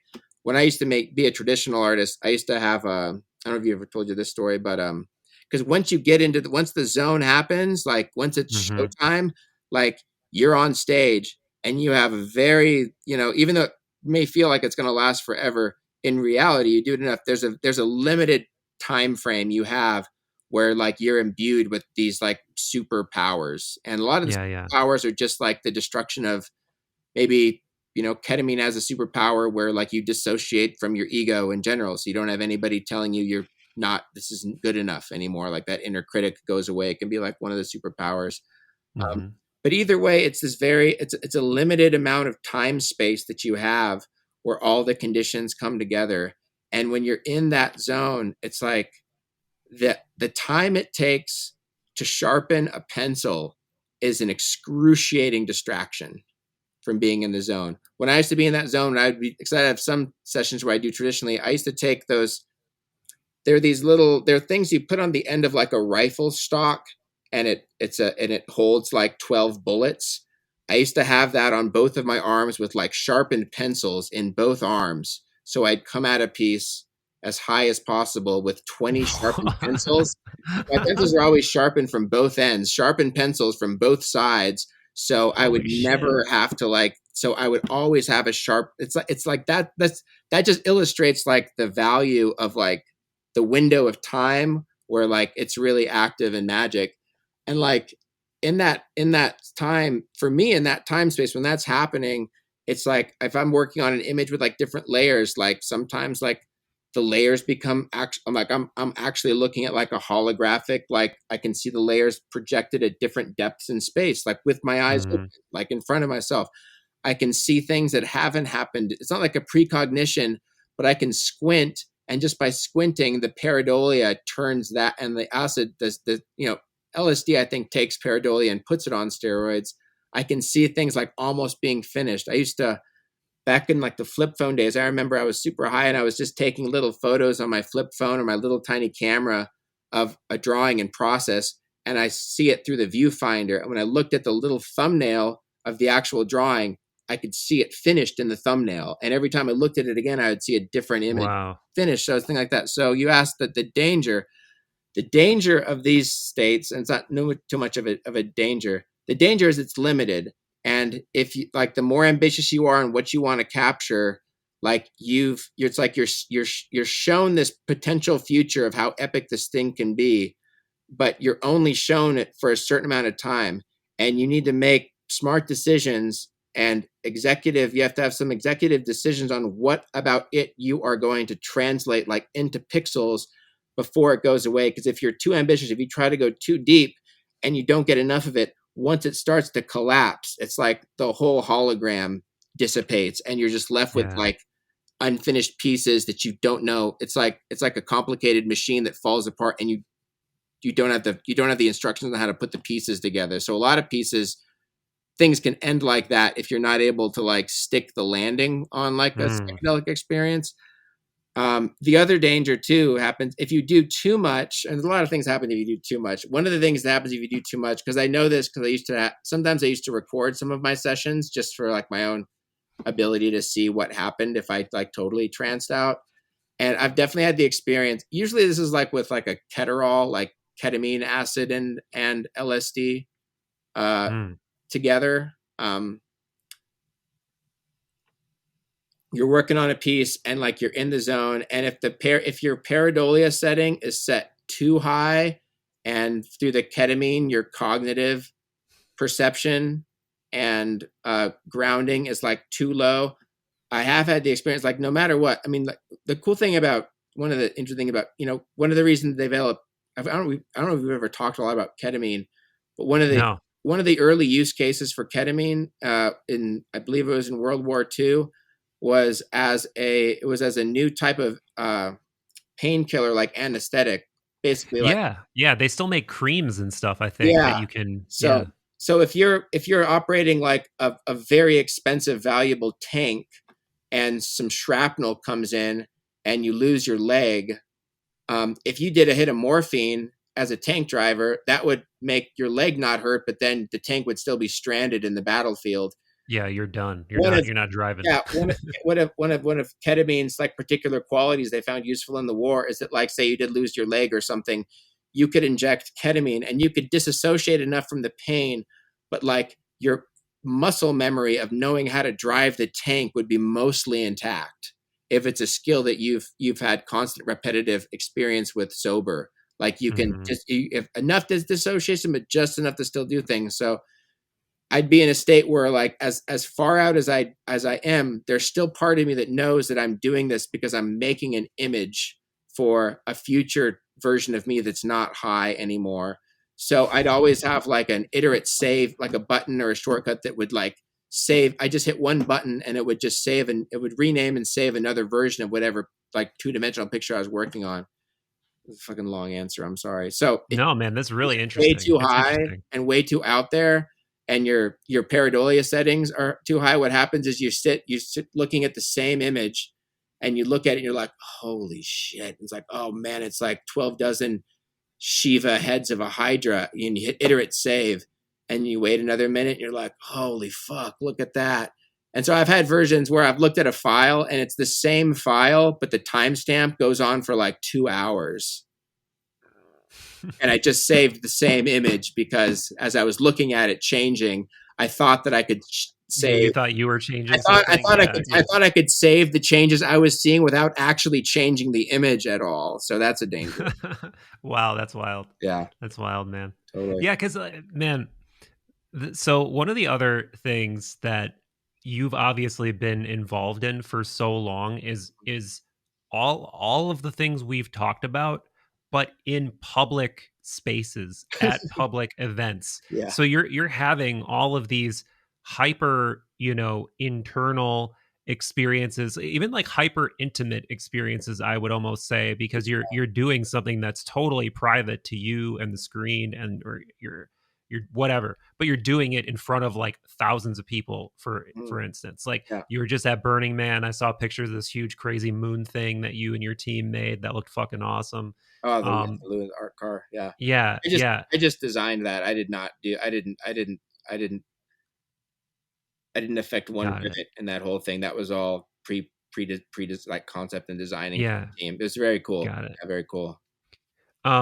But obviously that also is changing. Like as all of these tools are changing, that scene is changing. And I know that you've been involved since like the early days of Burning Man, way before it became this huge cultural, icon of an event. And it was still this like underground thing.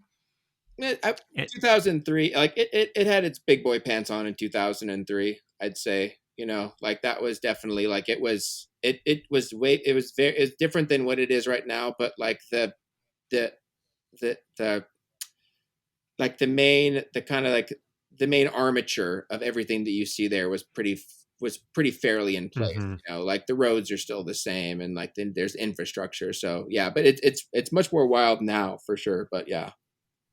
So what, all these, we spent a lot of time talking about how art is changing, how, we're losing certain things, gaining other things. How are you seeing that paralleled by these events and how those are also changing and how they're seeping into they're seeping into the zeitgeist for sure, but then the zeitgeist in turn seeps into them as it gets more mainstream. So there's like this weird exchange of identity there, I have to imagine. Like I've never been to Burning Man, so I don't have anything to compare it to, but that with the mainstreaming of psychedelic culture, I have to imagine that there's like this weird back and forth that's occurring. And as someone who's been on the inside of that for so long, what is your assessment of that, and like how are you feeling about that? Yeah, it's an interesting question. Like, it's the kind of thing I don't get out much, I guess. I'm pretty much like on the farm or in VR or like with my kids. So, I don't, and when I do go to, like, we were at Boom Festival this year, that was pretty epic. And Burning Man, but even at Burning Man, like I'm with my family at camp most of the time. Like Hmm. I'm not really as much like in the throes of the crowds as I were like maybe like in the past. So my day to day is not necessarily, I don't see a lot of impact of this, whatever this psychedelic revolution that's happening is going or not going. It's like people in traffic seem like they behave the same kind of in traffic, and people still don't, not everybody returns their shopping carts to the right place, but some people do, which I feel that's the true measure of a civilization. If we have a society, if you return your, if if you value living in a society, people, you return your shopping carts after you're finished. That's one of the I'm metrics with you. I think you can measure. And you use your fucking blinker. You use your fucking Blinker. blinker. That goes without saying. I mean, you're just an asshole if you're not doing that. It's the energy it takes to put that cart back. That's the price you pay for living in a civilized world. It's anarchy unless if we give up on that. Yeah, I don't know. I mean, I hear things. I feel that one thing I do feel is like, I feel that like the casual tiptoeing into the psychedelic experience seems like it's much more on the rise, um, than like the full heroic dose is, like even like a lot of the music, like, like Robot Heart and like Deep House is super popular at Burning Man now. And the only reason I can justify for why that music is as popular as it is, or so many people out there, is like something about that music and the beat. It's like just interesting enough to be cool, but it's simple enough that you can just Trance a little look bit, yeah. cool being high. It's like it's like the lowest common denominator of how high can I get while still looking cool at the same time, So I see that that's actually very exemplary of like where I think mainstream psychedelics are. It's like I want to do psychedelics, but like I still want to look cool. Wow. Yeah. Wow. And Yeah, that's a that's very true and damning it's very assessment, but I'm with you. it's very problematic, because if you want the psychedelics to have any meaningful impact, you better get prepared to look very Oh uncool. yeah. Like Oh you like fuck yeah. picture yourself at your most uncoolest, and that's where like the progress is at. So we'll see Yeah. what the report card says, but I'm slightly cynical so far. I don't know, man. I think I looked pretty cool when I was on the Maloca floor in Peru, peeing my pants, rolling around in the fetal position, like just begging someone to like basically insinuating like, do you have any like hidden drugs that can make me come down? Because if there's any way you could get me out of this like spiraling fractal chaos and Yeah, puking, I will take it. yeah, Yeah, man. No, I am with you. You gotta be ready to have your ego just stomped, pissed yeah, on, disrespected in every way if you want to go that deep. But yeah, man, that is a really funny way to put it. That people want to do just as much as they can while still looking cool.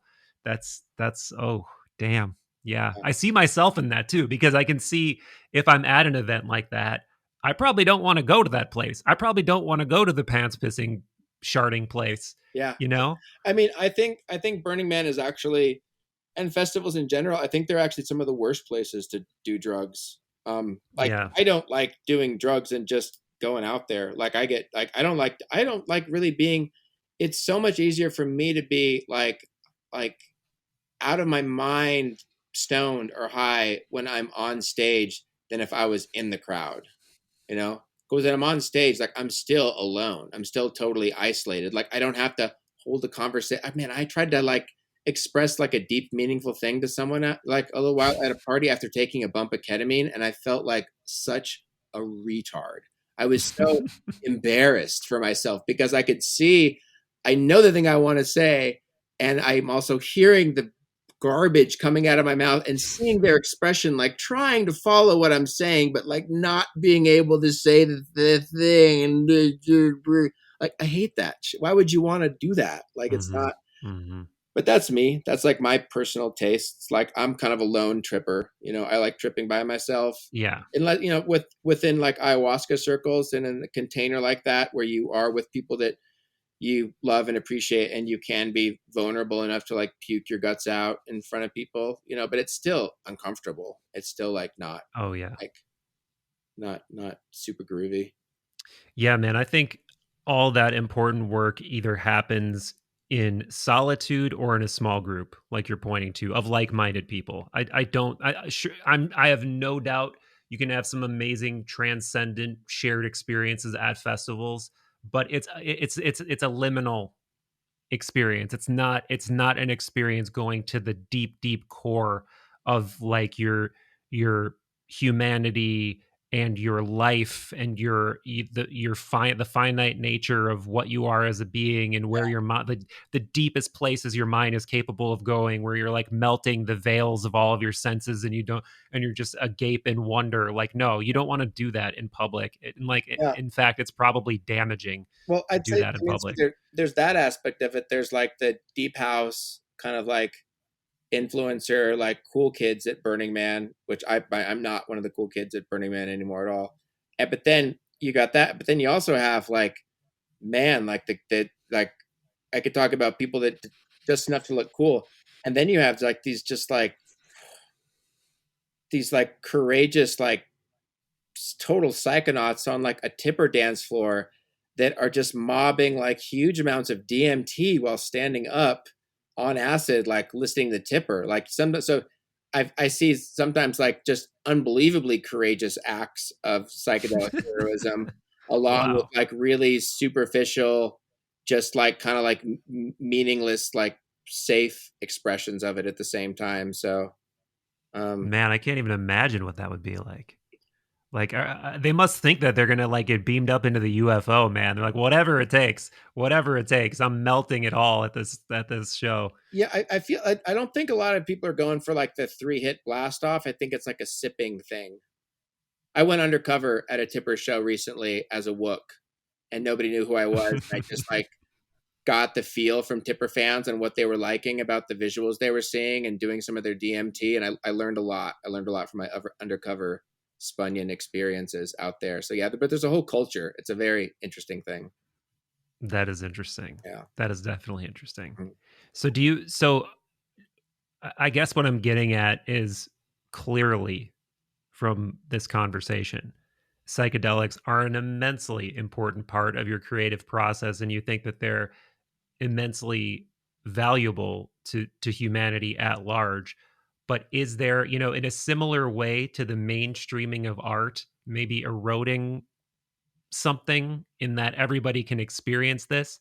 Do you have an equivalent worry with the psychedelic mainstreaming? Like now this can be brought in to everybody's, fucking, whatever on the corner, and it like, perhaps we're besmirching something. I think it's different. I see what you're going for, but I feel like there's, I don't think you could ever have a. Could you ever with this planet, with where we're at right now? I mean, could you ever complain about having like too many opportunities for healing? I don't think you can. I don't think there's enough. I don't think we could ever create more healing than this planet will need, unfortunately, and I think by design. Um, the thing that I don't worry about it as much, I think, with like the say even like with seeing like ketamine getting mainstreamed, like I'm a little dubious about it sometimes. I have had some friends tell me great experience of their ketamine therapy. I've yet to meet someone. Not saying that there aren't those that exist. I've never met anybody that said I went to a ketamine therapy and like I'm cured and I don't do ketamine anymore. That I haven't found a lot of people that have been like ketamine fixed the thing. I'm done. Mm-hmm. Check please. Like maybe they exist and I don't see that. So like I said, a little dubious of that. But sometimes it's just like, even if you just get the door open with a lot of psychedelics, it's like if you could just get somebody, to open that door and they open it a little bit more this time and a little bit more, like sooner or later they'll mess up and they'll open it all the way. And, then the psychedelic just does its work, regardless of whoever owns it or the branding or who's making money of it, all those things disappear into infinity at that point. And hopefully like there can be something there. But it's not like psychedelics are awesome, but they're not as they're far from like the silver bullet of like what humanity needs to change us into like a post suffering scarcity world Oh too, yeah. you know. And I think if I think any hope that we put into them like being the future of doing that is probably might maybe a bit misguided, or overly Yeah. optimistic. So yeah, I don't worry about there being an abundant opportunity for healing to happen. I do worry about there being an overabundance of machines doing the imagination of humanity and robbing us of the incentive to learn the beautiful expression of drawing and painting, and our imaginations atrophying to the point that Ow My Balls becomes like the most popular streamed show in the multiverse. That's, yeah. As artists, there's a lot of things coming at us. There's more things coming at us that even the things that are coming at us, they're going to be coming at us from totally unique angles and companies and groups that are putting it out there. And those things are going to come together and create even more things for us. On one end, like we're going to have like more tools than ever before, which will be awesome. But I'll say from what I currently see of the landscape, I will say like I don't see anyone looking out for us as our speaking artist to artist. Like nobody Hmm. cares about us right now. There's no foundations for us. Nobody's creating like free range camps. Like there's no concept art refugee camps being built anywhere. No one's going to be creating those for us that we can go. Hmm. There's no havens. Like it's like we're totally on our own. And I think it's important just to, that nobody's coming to rescue us at the moment. So it's really up to us and our own wiles to figure out like how we're going to cope with this, with this new type of reality. And I don't think, I think there will be solutions and there will be some help. One of the things I've been toying with the idea and I'm kind of excited about is like I feel that like what's very unfortunate is like the fact that some of the like for Mid Journey that the algorithm has trained itself on like the work of living artists Hmm. is a little problematic when a living artist would be displaced by a a neural net that was trained on its own artwork. But what I think could happen, the things that where I get kind of excited about is uh, like so far, if I go into any of these things and I do like something in the style of Android Jones, like I've had very low luck, if any, in anything coming out looking like something that I would have made, which is only a matter of time before it figures itself out. But I think as artists, one of the, and this could just be like a temporary effect. This is not like I don't think this is a long-term solution. This just might be triage to like stop the bleeding if there's any way that we can benefit from it. What I've been considering is I am in possession. I am the largest possessor of like every Android Jones file that's ever been created, and there's a certain amount of files that people have seen and there's a larger amount of files that no one's ever seen. And I think as artists, there is the possibility that we could, with the right tools, we could create like our own little neural net of images and train these kind of image generations. Like I think it'd be really cool to imagine. Like so, basically, long story short, like I am actively taking steps to make an artificial intelligent Android Jones. Hmm. You know, that would be Well, like a Mid Journey, but it's only trained on my art and all the stages of my interesting. art and all the And it would things. be proprietary, so only I'd you, own I'm it. guessing. Well, I'd Yeah. be the only one that has it because none of these images are available Wow. anywhere. They're only on the 500 teraflop, like this mess of hard drives I'm looking at right now. So I'm trying to use myself as an example. So if I can train my own AI art generative piece of kit, that has all my own things. I've got like it's not an easy, it's not like a just do this. Like it takes a lot of organization, which is not one of my strong suits, but beyond that. So if I were able to do that, like, and if I could, and the more I'd work with it, the more I would be, it's like how to train your dragon. Like maybe artists become like how to Hmm. train your AI daemon, and you're feeding it new Ooh. images that you're Yeah. not feeding to the net, that you're not showing it, you're not posting on Instagram. And so you're always just like adding like more coal to your own AI algorithm, and you're working on it and you're refining it. And when you can get it to the point where you're saying like, hey, I want to see like a purple, crystal rhinoceros, like in the Himalayas, like something weird, and it could do that in your style. man, how dope would that be? Because I would I have like that. artificially intelligent Android Jones that will make art theoretically forever. I can That's then interesting. my kids can inherit that, or I could Yeah. license that out. Or hey, you want a poster, or you want like a new splash card like for your podcast? Like, cool. Tell me what you want, and like I would either license it out to people, or I'm just the one just putting prompts into it and it's just spitting out art for people. That's the only, I that's like I like said, it's this. not a permanent solution, but like it's kind of, it's triage. Maybe it's part, maybe I'm still in the denial bartering. Maybe this is my hope, but hope was the last, you know, was the last creature in Pandora's box that was kind of to help everyone Yeah. right Yeah. Yeah. Yeah. Yeah. now. So Yeah. Yeah. I know. you got to have like a Mhm. little bit of hope there. Like I think there are cool things that you could do with that, but I think we're gonna have to. I mean, we're gonna have to like it's being weaponized against us without anybody, like nobody. And I feel like Mid Journey, Sam, Dolly A, they didn't get into this like what. Like I don't think any of them had like a bad experience with an artist. Like none of them had. None of them are personally trying to destroy the livelihood of people. Like it's a artifact. It's an unfortunate side effect of what they're doing, because what they're doing honestly is unbelievably ridiculously cool when I'm not attached to it having negative impacts on me and my friends. Like the fact that you can Right. just, that anybody, like I like it for people that are disabled that don't have hands, that they can make art. Yeah. So, hell Yeah. yeah, that 100%, that's great.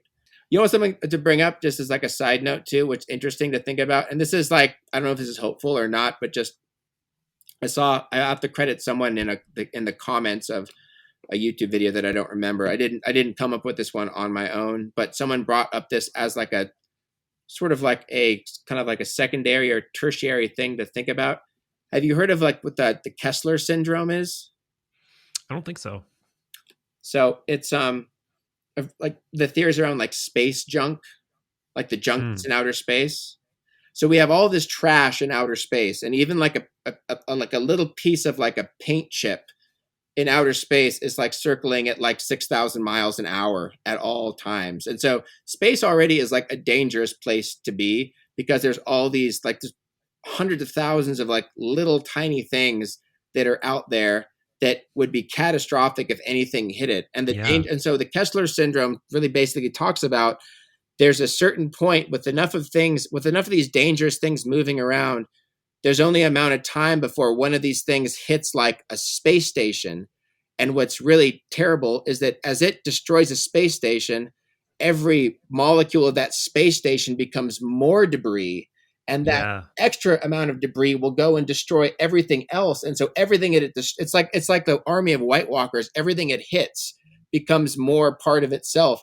And there's a certain point, they call it the Kessler syndrome, where if this happens enough, we'll never be able to like leave the planet.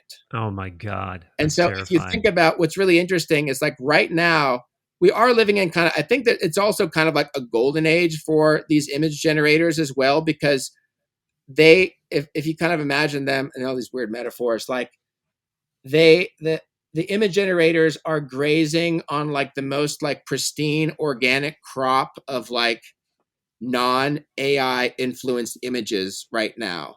That's all the True. data that they're taking in, is the Picassos and the Dalis and the everything that's fucking out there that happened before we've entered into this new like Annos Artificii, this new era in art. So it's now that's why it's making these amazing images with these like pure, let's call them like totally like free range image libraries of art that existed before it happens. But now add on all these AI art generations, and these things, people are kicking out like thousands and thousands of images like a minute or a moment. So what we're going to Mhm. see is if the more of these, another thing too, if you're not a fan, if you want to be a Luddite, if you want to like rage against the lace machine, and want this to stop at all, uh, uh, want to do what you can to make it not stop, the first thing you do is stop using this software, because the more you use it, the better it gets. The more images you make with it, the more you're teaching it what to do. And a lot of these image generations, I mean, Sam even talked about that, like they plan on like mostly say, you say like what it's going to do for its data collection, mostly feeding it the data of the image that it's making. So if you imagine these Right. generators are now making millions of images, and that's kind of polluting the sea of like the pure images that were already there, and then those images make more images, there's a certain point where like what I just feel like it could be a really weird feedback loop when Mm-hmm. these art generators are just self-referencing the art that they've made. And the Kessler syndrome of like what happens when that feedback loop becomes like almost like unsustainable, or are we at like a lowest? I mean, I don't, it's like a just throwing out a thought experiment for people to think about Mm-hmm. like what the image generators, what once they run out of fresh raw Yeah. organic art to make. That's why I was one of the things I was kind of composing is like, are like maybe these companies that are also, and let's not also, the elephant in the room with a lot of these things are when I talk about like this being a good, anyone that's simping on this thinking it's going to be like a positive financial thing for artists, is like, right now art is hard. Artists, hundreds million artists around the world make money because art is hard, and they want to do the hard thing that somebody wants. Each of these individuals is extracting a small amount of value from the world because they can do the hard thing that things can't. Now, you take away, when if these image generators are now doing the job of all these people, all that value that humans could individually create is now being centralized into the people that own the AI image generator. Like Mm. traditionally, that never really works out great when you just have now you have No. all that central, until the groups that are now the new centralized depot of all this value, unless they plan on creating like little organic like art sanctuaries where they can like take up a group of artists and like put them out in a field like somewhere in like Timbuktu, and they just make art without any influence of AI or the internet, and they feed that. I mean, there's no there's no reality where you'll ever have a situation where you're going to be able to, this from now moving forward. Think about it, the amount of images generated with the use of AI is going to so vastly overtake the amount of organically created art without the influence of AI. Oh yeah. Think about No that. doubt. Isn't that crazy? It is. Yeah. That's pretty crazy. Yeah. Yeah. So, Okay. honor and feed your local organic artists while you can. Right. People, Yeah. like Yeah. that was, I think I was talking, who was, maybe I was talking to, Coro and a couple of my friends too, as I kind of look at this, because I'll, because I have 3 kids, I can't be that cynical about the world because I've got a dog in this fight, and I can't just like give up or be solipsistic or apathetic. But like, I vacillate between feeling like what a time to be alive. This is like just like the most exciting time to be a human alive on the planet within this like simulation. And I gotta say, sometimes I get this creeping feeling that like we're just watching we're like the movie ended, and we are still in the theaters at the end credits of Civilization. Like Yikes. we're trying to figure Yeah. out like, do I eat all the rest of this popcorn or throw it away right now, or do you want these red vines? Is like these are like the conversations we're having right now. Like, But just to stretch that metaphor, I think that means that we are at some kind of liminal space, like where something is fundamentally changing about value, about art, about reality itself, and we're forced to re-examine these things that we all just kind of took for granted as solid, like art. Yeah, I know what art is. It's a thing. People do it, people make it. It's hard to do. And like now we're at this point where we're like, oh shit, but we gotta like actively think about this again. Like, what is it? oh What are we doing? What matters? Like, God, like, that's why I get in my anger. It's like I just wanted to yeah. retire, Michael. Like at the same time, like, oh my God, what a run! What a run! I It's not over. what a run! It's not What a over. run I had, Michael. Like, jeez, like I Stop feel it. like as an artist, I feel like I was fortunate enough to like just like, even like with like, I talked to my friends and I that were in San Francisco between like say like the early 2000s to like 2008 or 9, or you say up until 12, like the culture, the things that happened, like the energy that was circulating and the bands and the music and the art. Like, I feel like we just huffed like the last fumes of gasoline in that tank, you know? And the tank of like life as an organic artist, like, just like hold it in, you know, like that's it. Like, it's a totally, when you exhale, you're exhaling into like a totally new reality. And it's like, I just got comfortable with the things that I felt about art and people and society and value. Like, I was getting really into that. And like, yeah, at a certain point, like, you know, I'm not that old. Like, I still have a couple rounds in me left, but like, I don't want, I hope so. like, existentially, like, redefine my place as a valuable contributing human being, like, over and over again. And I feel that um, nobody cares that I don't want to do that. And none of the people making this technology give two shits that I don't want to have to redefine myself, because it's just happening. And yeah, we're just going to have to like remain limber and, you know, stay tuned. But Mm-hmm, yeah, I just, mm-hmm. I will say, Well, like, as optimistic I am, like, it doesn't take a lot for like the negativity to kind of creep in, which it's just kind of, I feel like it feels logical on a certain sense, you know. It'll be interesting to see like when, like, it's hard to say that there's enough art in the world right now. You know, you look at all the blank walls and buildings, and there could always, we just put a mural up in town that looks really cool.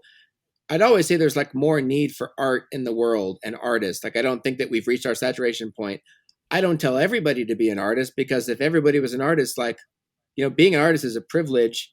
If everybody's an artist, like, when you sign up to being an artist, you volunteer someone else to take your trash out. You know what I mean? It's like, we can't all be artists, but now we all can be artists, essentially, you know, making these image generations. And I just kind of think like, where this is kind of going is that the role of the content creator is going to radically change when anybody that puts in a prompt, like when these technologies go together between the modeling, the animation, the music, the storytelling, the writing, the voiceovers, the everything, you'll be able to, like, making your own Netflix series will be like a, like filling out a Mad Libs. Do you know what I mean? Like, yeah, wow. but like, That's wild, man. and what's the world like when that happens? Like, is there not enough content out there? I feel like we're drowning in content. Oh God, Can't yeah. keep up. No, it's Like, gonna Game get of Thrones, like insane. all the shows, like, how many hours are there in a day, and how many great things are there to do? And it feels like what the part of me that has read way too much Philip K. Dick, that gets worried about these things, sees this trend. Oh You yeah. see where we're going, where like everybody become a content creator, but then the content you're creating, because there's no, that's the thing, Michael, that's the thing that's so weird about this, is like, where this is the thing that freaks me out, that we can't rewind the tape, we can't go back. Like, Yeah. the amount of organic non-AI art that's ever be created, like, the trough closed like a month ago and cut that off, and that exists there. And Yeah. that there's not going to be any more art that isn't influenced by artificial intelligence. I don't fucking care. Unless you're making cave paintings, you know, somewhere where no one sees it and nobody cares. Like, any mainstream art, like, that's all there's ever going to be. We're never going to make more art that wasn't influenced by artificial creativity. So all the art moving forward is going to be just like different iterations of a feedback loop upon itself. And that could be great and really freaky. I mean, I just think of just like some of like the psychedelic fractal death spirals, like I've seen in some of the visions. It's just weird to think about that, but it's hard to imagine that, you know, they say that some of these algorithms on social media are already forcing ourselves into these like confirmation bubbles, or is that, what do they call that? Like the little, where you're just so influenced Yeah. by your own decisions. Like, Yeah. imagine that. Echo chamber.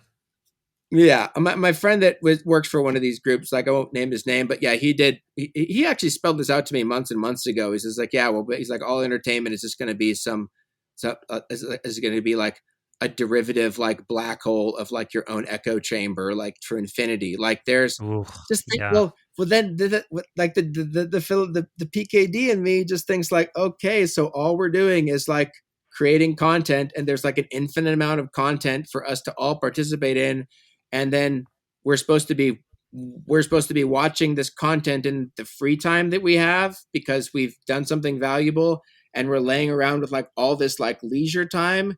Because that's when, like, some of these AIG guys talk about this. Oh yeah, well, that time we'll be in a post scarcity society, and and all your needs will be met. Like, fuck, bullshit. Come on. Yeah. Come Wow. on. When have you Can seen we? like concentrated power share it ever? So, but theoretically, even that existed, say we even go, let's double down on your utopia, and we're in a post scarcity society, and like we don't need to work anymore because the machines are doing everything, and you have this infinite subscription to like the world's YouTube, Netflix of infinite generative content, but you're not even choosing someone else's content because you're just able to say what you want. Like, how will we even know what we want anymore, Michael? That's what I want Yeah, about. It's not that's what a good. like, It's how true. will we know what we really want to see when everything is there and we can It's make just anything fed we to want? you. Yeah. How are we going to know what we want anymore? There's a really classic CGI thing. I think it was like hypernormalization that shows like Oh yeah, yeah. reality. Remember that? Oh, that was, I do. man, that Hyper was reality. What hyper hyper reality. reality? Yeah, where they Yeah. basically like turn up the advertisements or turn them down, and the more they turn their advertisements up, like the more like social credits we're getting. I mean, I Mm-hmm. just like, it's like, man, you look at like the Bill Gates and like the patent they did on a cryptocurrency that's fueled by biofeedback, and you see this like infinite content generation that's going to just like totally be the new bread and circus that'll like appease the masses, and the lack of opportunity for people to be creative, or the lack of artists in the world even being creative because the machines are doing it all right now. And it's like, what, I worry that we're like just racing towards a future where like the only value we have as humans is just the ability to create data. That Or that's, consume. well, Yeah. That. it's I mean, those consumed, are. but like even what we choose to consume is just another data point. It's like we're just going to be farmed for data, but then Mm, that just reaches a certain, where that is you're like there, that's very finite, because there's only a certain point where once we're not making novel and new, once we're so predictable that we're not making novel or new data that the AI can't learn anything from any, once we're not making anything interesting that the AI can learn or grow or get data from. This reminds me of one of my old riff points that I feel like I haven't visited in a while. And it's that if the Matrix is going to come to pass, we are going to willingly climb in the fucking pods. There's gonna be no war with machines. It's gonna be us being like, oh yeah, sure, I'll definitely get in that pod so I can just mind surf all day long. Sure. Oh, I'll watch ads, whatever I have to do. If I can, if instead of YouTube, it is what reality would you like to create today? Yeah. What reality would you like to create? It's going to cost you some semen. It's going to Yeah. cost you some Right. blood. Yeah. It's sure, why not? Yeah, I can fucking create a But let's take this in a 90-degree turn, Yeah. man. 90-degree turn Yeah. because we're going doom and gloom Yeah. dystopia. Oh, don't forget the value of imperfection. That's something that we can do. That can be like, it's like the imperfection of what we're like the data of us imperfecting things, or like the unpredictable imperfections of humans are going to be something that might. I I don't want to interrupt you, but when you said that, it reminds me of the thing I think of, like maybe in the future we're just like data pets, like novel data pets, like the machine pokes us so we could like just scream out like a random nonsensical word, and it's like, oh, interesting, that's cool, you know. Yeah, like instead of having Tamagotchis, we Yeah, become the yeah, we're just like Tamagotchis just these of novel little AI. like data Yeah. pets that just, oh, look what happens when I do this to it. Oh, that's interesting. I couldn't have predicted that. Oh, excellent, new information for my model. Anyway, you were saying. So yeah, 90-degree turn. And maybe this can be we can try to close on this or uh, something. But what's been inspiring you lately? What's been something that's been really piquing your interest, stroking your wonder whiskers? Like I'd say, like music wise, there's this like album I've been listening to. It's like my summer out. Like I usually find a band and I just like zero in on them. But like there's this one band like Hermanos Guterres. It's they're playing a show in Denver and I didn't jump on tickets fast enough. But it's just like it's these two guys in Sweden, and they just play this like Spanish guitar with different instruments, but it's so good. It's like just such a vibe. And so I've been really into that music lately, really into just finding like a good thing I can vibe on musically. Other things that are inspiring me, uh, yeah, just reality. I like Tools a lot. Like if you would see, we talk about like you talk about the technodelic. I'm almost more just like tool delic. I think these days, Hmm. tool as in like the just power tools, hand tools, things. I like working with my hands a lot. I like being outside. Like we just installed this huge a mural downtown. It was a mural I designed digitally, and then we printed it out on this really cool new mural material, and we installed it. Like just working with people and teams has been really cool. Community has been cool too. Like kind of the older you get, the friends that you end up kind of settling in with, you're like, okay, these are the people that I'm, hanging out with Hmm. Hmm. now on. Like that's been just getting deeper with community has been inspiring me, and that's been cool. And yeah, being around like my children, uh, just like Loka Bones is his middle name, but Loka is our 1 year old.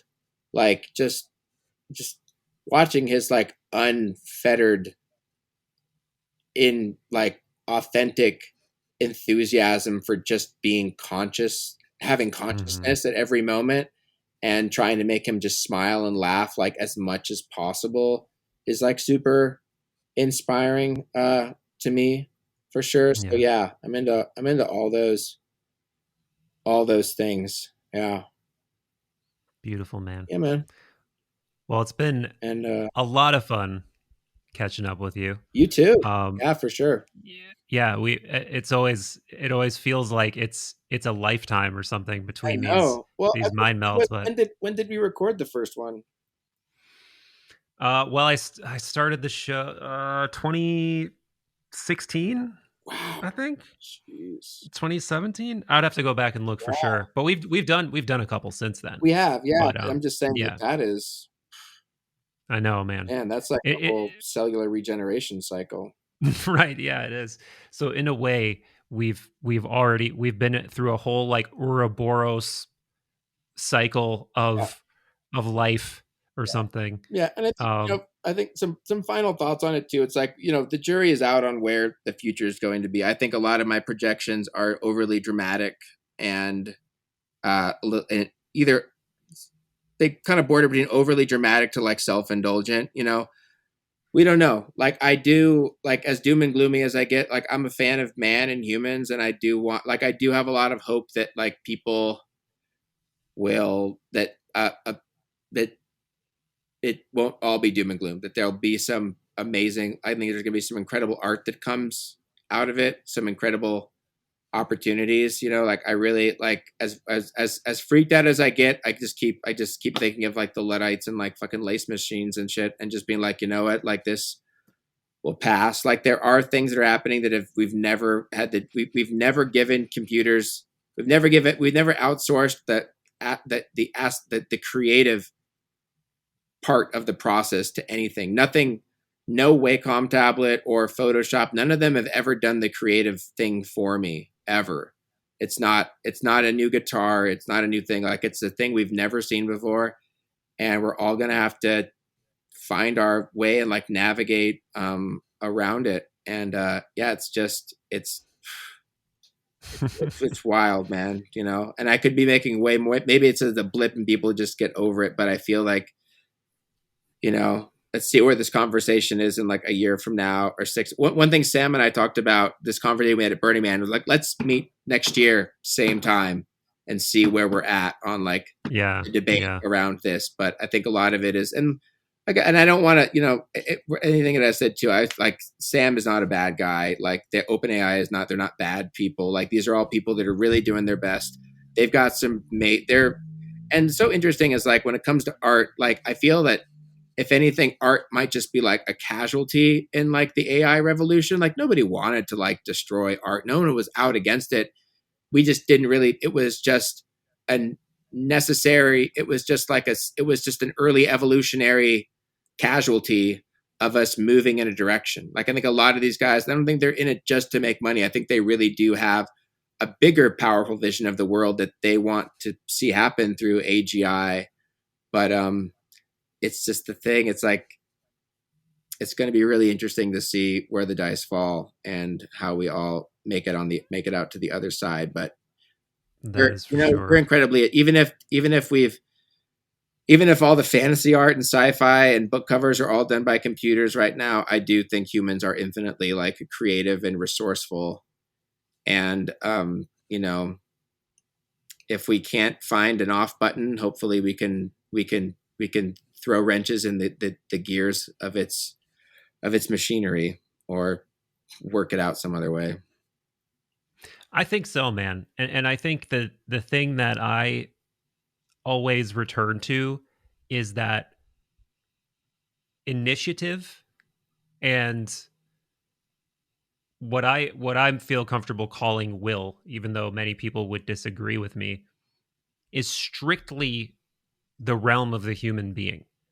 And to me, that is the most interesting thing. Like that is the most interesting playground that playground of consciousness and experience is. I'll always care more about that than the outflow, and that for now at least. I'm cautious about never saying never. Like I'm skeptical of like a general AI that has real qualia still. um Yeah, I do. but I'm very bearish on that, but I'm not bearish on an AI that can read every like fantasy. I'm not bearish around there being just like a to say we just make a Philip Dick simulation AI that can just spit yeah, out fucking Philip Dick books that are really fucking amazing, and like that's like that kind of thing. So yeah, I guess it's the kind of thing where like I said, a lot of my perspectives come from like the very biased, selfish perspective. The little me that's hurt and angry and pissed off right now about everything that's happening, and then zooming out. And I think but either way, it's sort of like with art and the world of art right now. Like I think it's kind of a bold thing, but organic like art. This is I feel that we're not there yet, but maybe historians will look back, and in at least the world of art, we are at a BC AD new age. I think it's ooh, possible to say that yeah, we're not. And even if you just make that delineation of like art before artificial creativity and the art after artifice, that it's very fair to say that like art as we've known it, it's like art is dead. It's like, but it's the same thing. It's like the king is dead, fucking long live the king. Like art's dead, long live art. Like a new type of art will be born. A new type of art ooh, yeah. will be. That might be the name. That might be the name of this podcast. Art is dead. Long live art, or Yeah, that's it. something. Pretty much. Yeah. That's a great way to say it. Art is dead, long live art. I mean, because we're gonna also be doing fucking the most mind blowing shit with this as well. Like as long as the hammer doesn't want it still is unbiased and doesn't want to hit the nails, and the hammer does what we want it to, yeah, we're gonna make some ridiculous stuff is coming down the pipe for sure. I look forward to it, man. Yeah. But I also look forward to this just sketch that goes through this mysterious process of going from your non-visual mind to a caduceus. So I look forward to all of it, man. Oh yeah, where's the Caduceus? Oh yeah? Did you look Caduceus over there? This is the way my mind thinks. I have to be like drawing while I'm having conversations so I can stay on track with things.